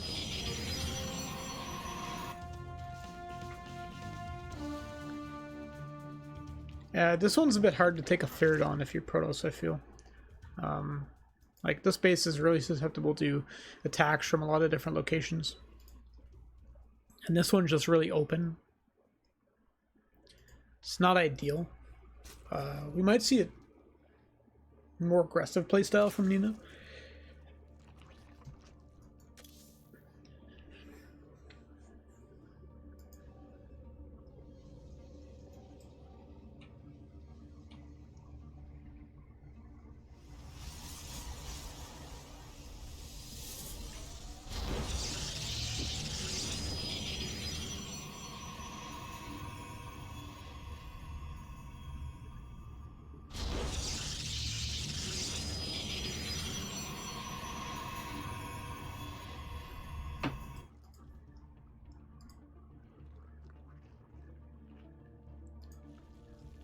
So not a lot really going on to talk about so far. So far in the series, I guess Nina has really been favoring Stargate in a lot of situations, and I think that's helped her quite a bit, especially in that last game. I feel like if she hadn't gone for the Stargate at the start of that game and been able to reactively make a lot of Phoenix to deal with those Mutalisks, I think that game turns out a lot differently, because if you only have Blink Stalkers and a couple of, maybe like 1 or 2 Phoenix to deal with those mutas when they hit, as opposed to like the 4 that Nina has, I feel like the fights would turn out a lot differently. Just because Blink Stalkers are just not as good versus mutas as Phoenix are, obviously. And, I don't know. I think it's been a pretty good choice for her overall. She really seems to know how to make it work, and especially in the meta right now, like, I feel that there is a lot of Protoss players who have just completely relegated the Stargate to not viable, like they just don't want to use it because they don't feel like they can ever win in a late game versus Zerg. But I feel like Nina has, at the very least, shown a lot of confidence in her Stargate play. And she seems to understand how to make it work. Cham, on the other hand, has been mixing it up quite a lot. Though we have seen a proclivity towards him building Hydralisks. But I mean, like, I feel like Hydras are a pretty good unit, but I'm not quite sure what the, what the meta unit composition is. Yeah, or for ZVP. It might be too that Cham is playing to how he knows Nina likes to play, where she tends to go for a lot of Phoenix in the early games. So I'm sure getting Hydras is, a pretty nice way to deflect a lot of the damage from that. This game we are going to see a Roach Warren here, and that's not something we've really seen Cham mess with a whole lot in this series so far. He did showcase it in his Games vs. Future earlier on.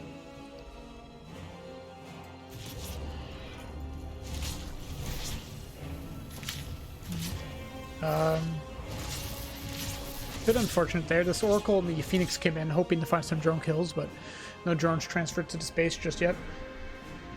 A lot of roaches on the way.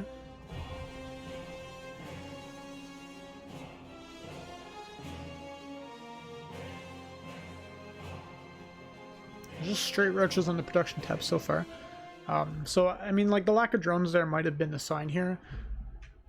You see a robo facility building an Immortal right now, and some Queens actually running across the map as fast as they can. These roaches coming out of the hatcheries and heading straight towards Nina's base are probably going to be a bit of a red flag for her.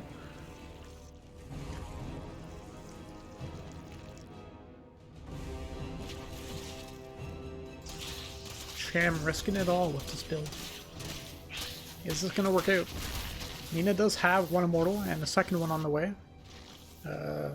Shield battery being built. Some backup pylons.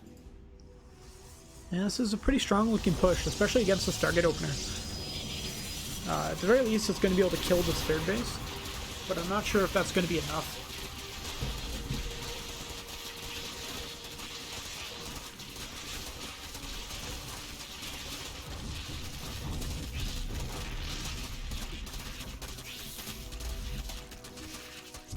Looks like Cham just waiting for some reinforcements here before he decides to push up the ramp.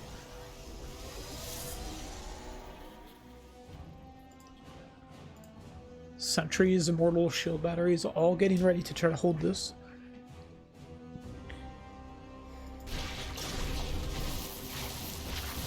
And these oracles actually getting a lot of damage done on the other side of the map. It looks like Cham's actually going to try to go for a contain versus Nina. We haven't seen him push up the ramp at all versus Nina so far, just instead holding a perimeter around the base of the natural.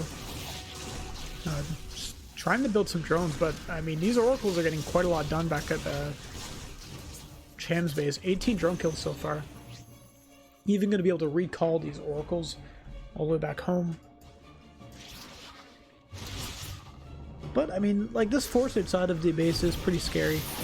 I'm not quite sure if Nina has enough to take this on. These force fields are really good, trapping some of these queens. It will kind of trigger a bit of a fight here from Cham, as Cham runs in to try to save them. He's using up a lot of the energy here from these sentries at the very least. And it looks like Cham just going to abandon this and just head home.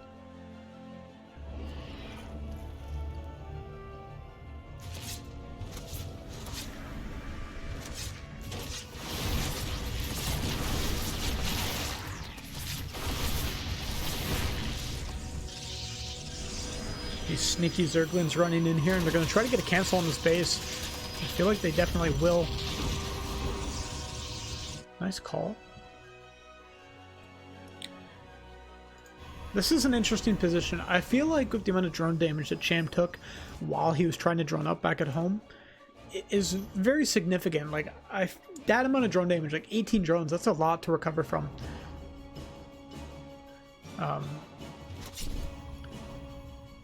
You know, I feel like there is going to be a time that Nina can hit that will be very strong versus Cham. I think Nina's probably going to wait till she can get her third base established here before she really heads out on the map. She has a lot of oracles though, even going up to 4 in total. She's even lost one in this game so far, so she's made 5 oracles this game. Which is, I mean, I feel like that's very uncommon. We don't really see that many oracles getting made nowadays in PvP or ZVP. Now Nina has started to head out on the map. A lot of Ravagers at Cham's disposal here. But his army supply is not looking good. And like as I mentioned earlier, that just the amount of drone damage he took early on was pretty significant and definitely kind of holding him back in this part of the game where he really needed those drones up a lot earlier. A lot of sentries available here. A couple of disruption novas going off, not hitting anything, and that's going to be all that the disruptor's able to do for now. Gonna have to recharge. A lot of Ravagers here. We'll be able to break all these force fields. So Nina might actually have a hard time really breaking this position. Meanwhile, she just lost a lot of probes back at home. I think Nina's just going to hope for a really good Ravager shot. Decent force fields there, picking off a couple of the Ravagers, but this base definitely going to go down.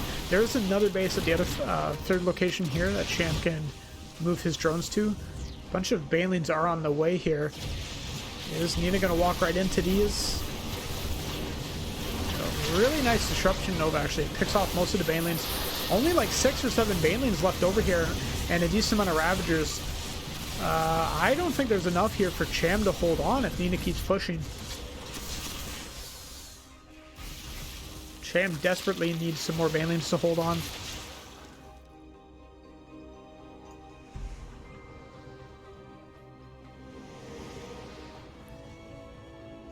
But I feel like Nina's aware of this, that if she gets hit by too many Banelings, a lot of these Stalkers are going to die really quickly, especially since they're all bunched up. So she's just going to back off. And mind you, like, she took a lot of economic damage during that, and maybe even going to take some more. 5 probes going down is very significant too. Only at 42 probes. Nina has been very committed to this attack. And meanwhile, behind us, like, Cham's drawn up to 70 drones. He's at a pretty insane drone count. I'm not sure if he's even aware of how much of an economic lead he has. He just needs to continually produce units, and pretty poor Disruption Nova actually goes down. Another one coming out. That one's actually really good, picking off like 4 Ravagers there. More Balians are going to walk on through, not able to get any good connections. This 4th base has been killed. But, I mean, he has started to reestablish this base up here, again in the top. So I think Cham's in an okay position. He's lost a lot of drones from this again, though. But all it's going to take is, I think, one good Baneling connection, and this army from Nina is going to get destroyed. But if she can get a good Disruption Nova hit on a lot of these Ravagers, on these Banelings, it's really anyone's game at this point. Cham has been really effective with these Baneling run-bys, constantly pulling the units out of position, constantly hitting the probes. Like, every time he's gone in there, he's killed at least 5 probes for like 3 Banelings or something, which that's a pretty good trade. Not the best trade, like you could kill the entire mineral line with that. It is a decent trade. More and more disruptors on the way here for Nina. Now Cham's income is still, I think mostly, yeah, it's still pretty ahead of Nina's. His drone count's not great.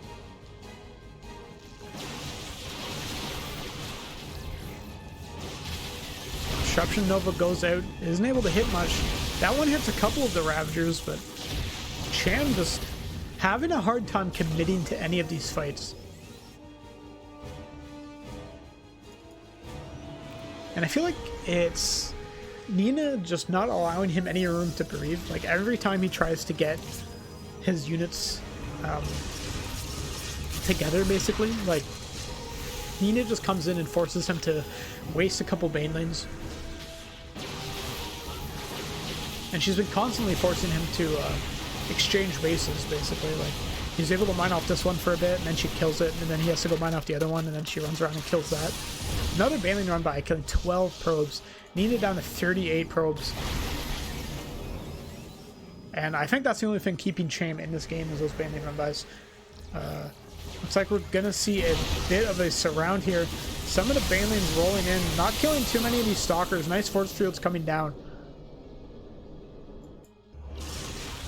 Andy's Phoenix still just dominating the skies, continuing to be annoying, picking off Banelings and Ravagers. And in a game with the economy this way, like, it's a very scrappy game, and I feel like Nina needs all the good trade she can get, and these Phoenix are really helping her accomplish that. Another Baneling run by on the way. 3 more Lings being morphed into Banelings here too.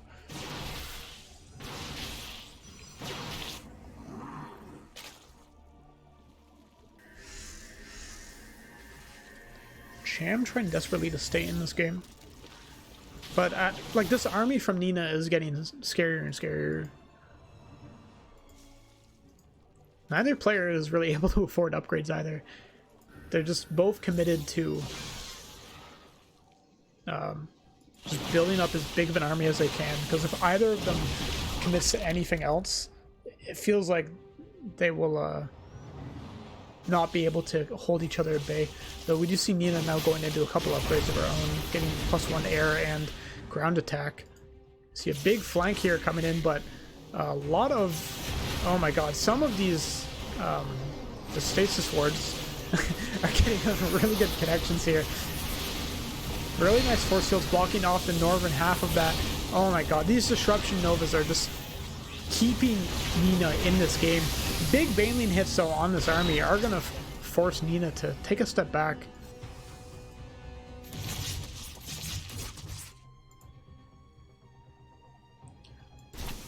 And meanwhile, we actually have some Zealot Harass come down at the top side. Might be able to get this hatchery, actually. I'm not even sure if Cham is aware of that. Ling run by coming in towards the natural. The third base here has been defended well by a couple of stalkers. And these Phoenix just continuing to get more and more kills. The base does go down in the top. But big Ling run by is on the way here. We'll pick off one of these disruptors if he chooses to do so.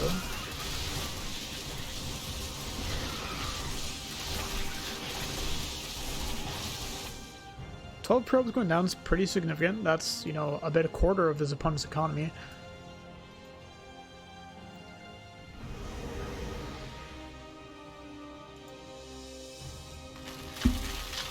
What a close game.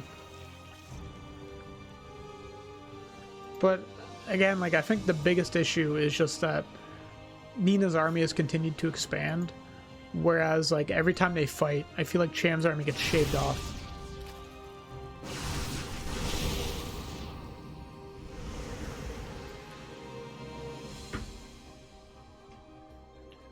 And she's actually taking a forward base up here.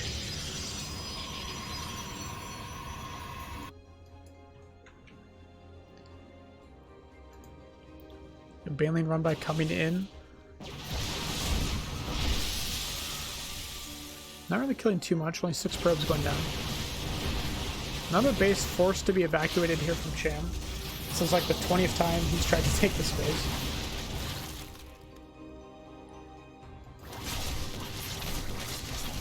Zealot drop in the main base here. We'll get cleaned up by some Zerglings, but not before killing some drones and a queen. Oops.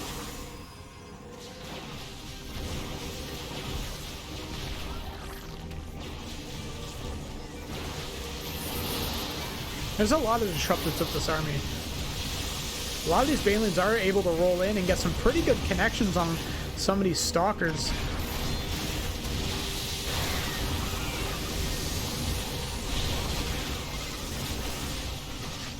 A lot of the Stalker army has gone down, but there's still, you know, the Phoenix still reigns supreme in the air, and there's still 5 disruptors out.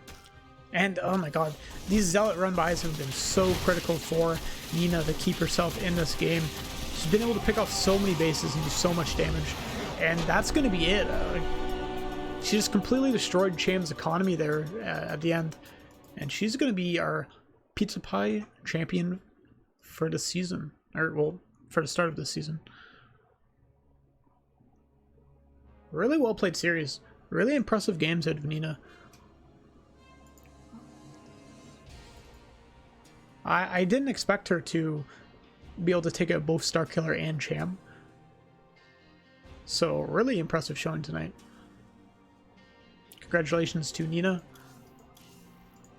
She will get a delicious pizza and some money.